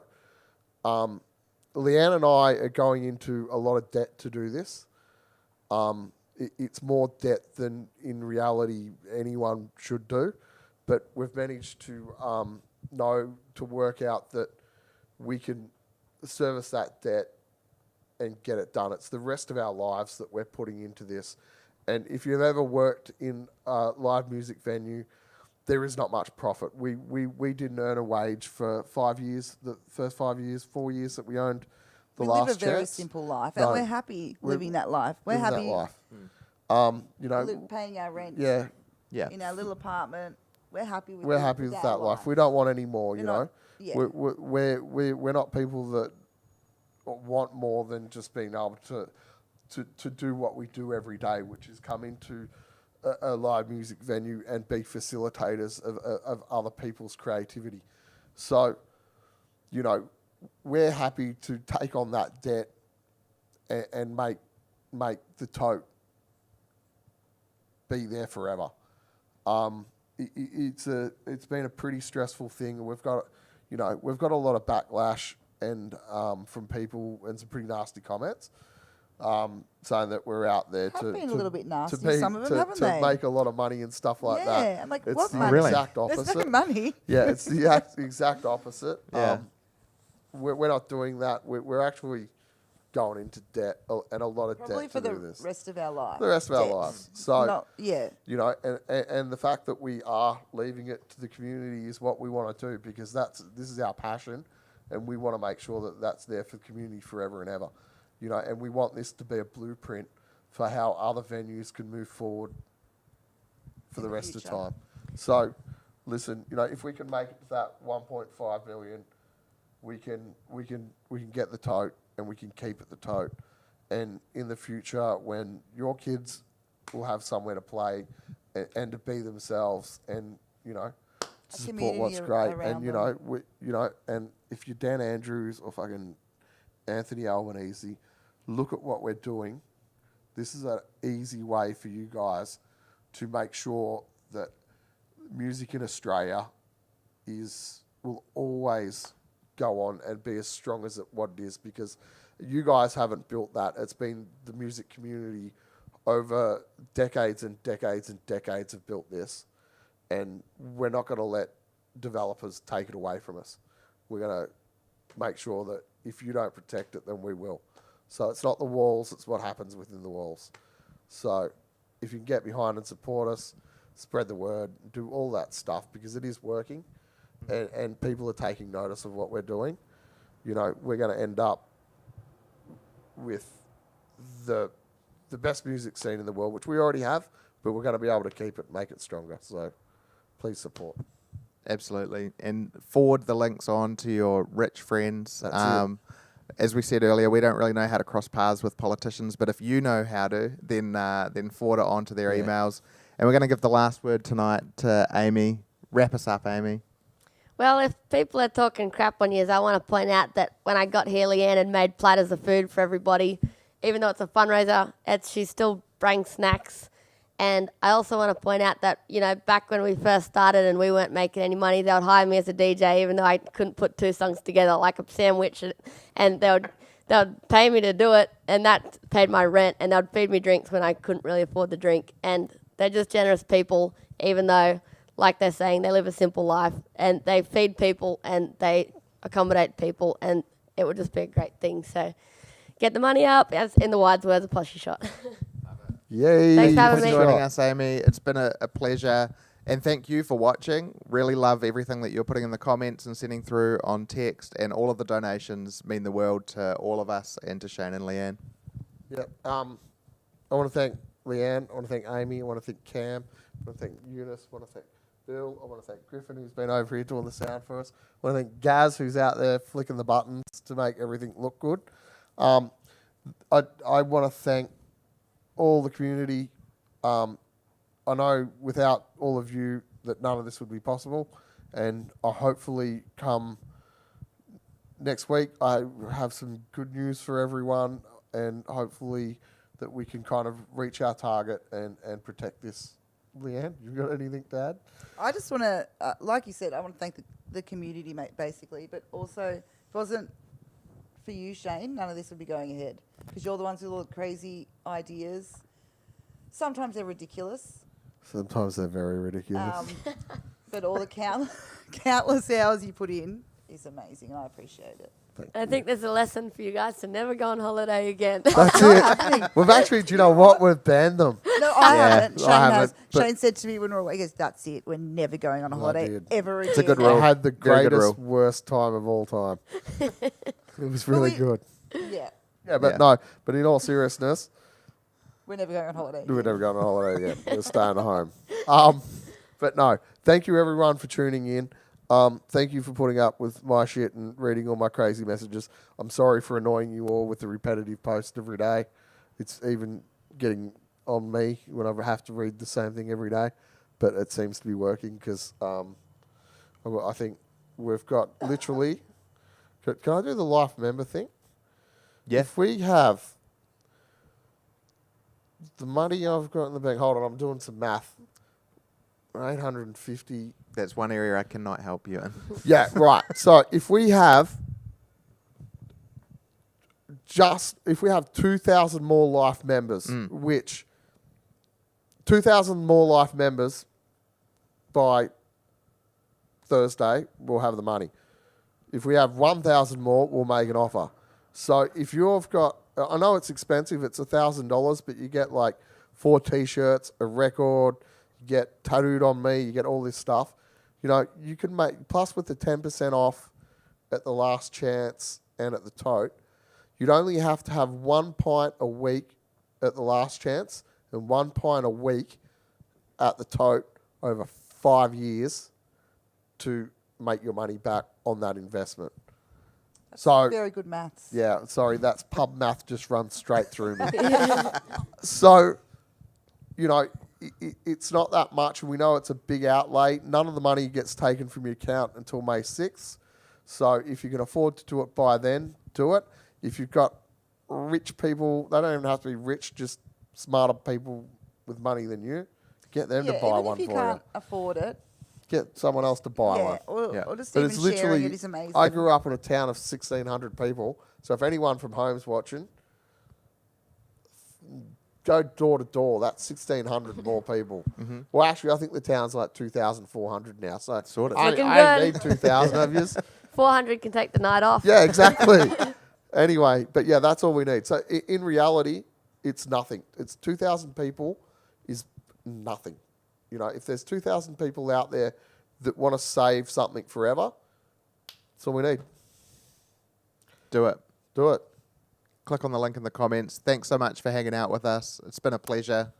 Sad to say goodbye, good night. I know some of you are watching from bed, so it's been Timmy nice, D, nice falling Michelle, asleep with you. nice to see you again. Yeah. Remember our lounge?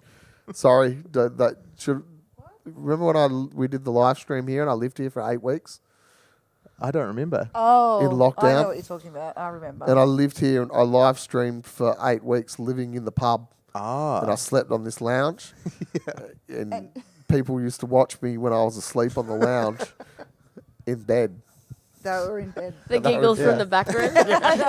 Gaz remembers. Yeah, Gaz remembers. But yeah, anyway, here's the lounge, guys. Thanks Good a lot. memories. Bye. Have a great Bye. night. See you later. Cheers. Oh, I shot the Nardwar thing.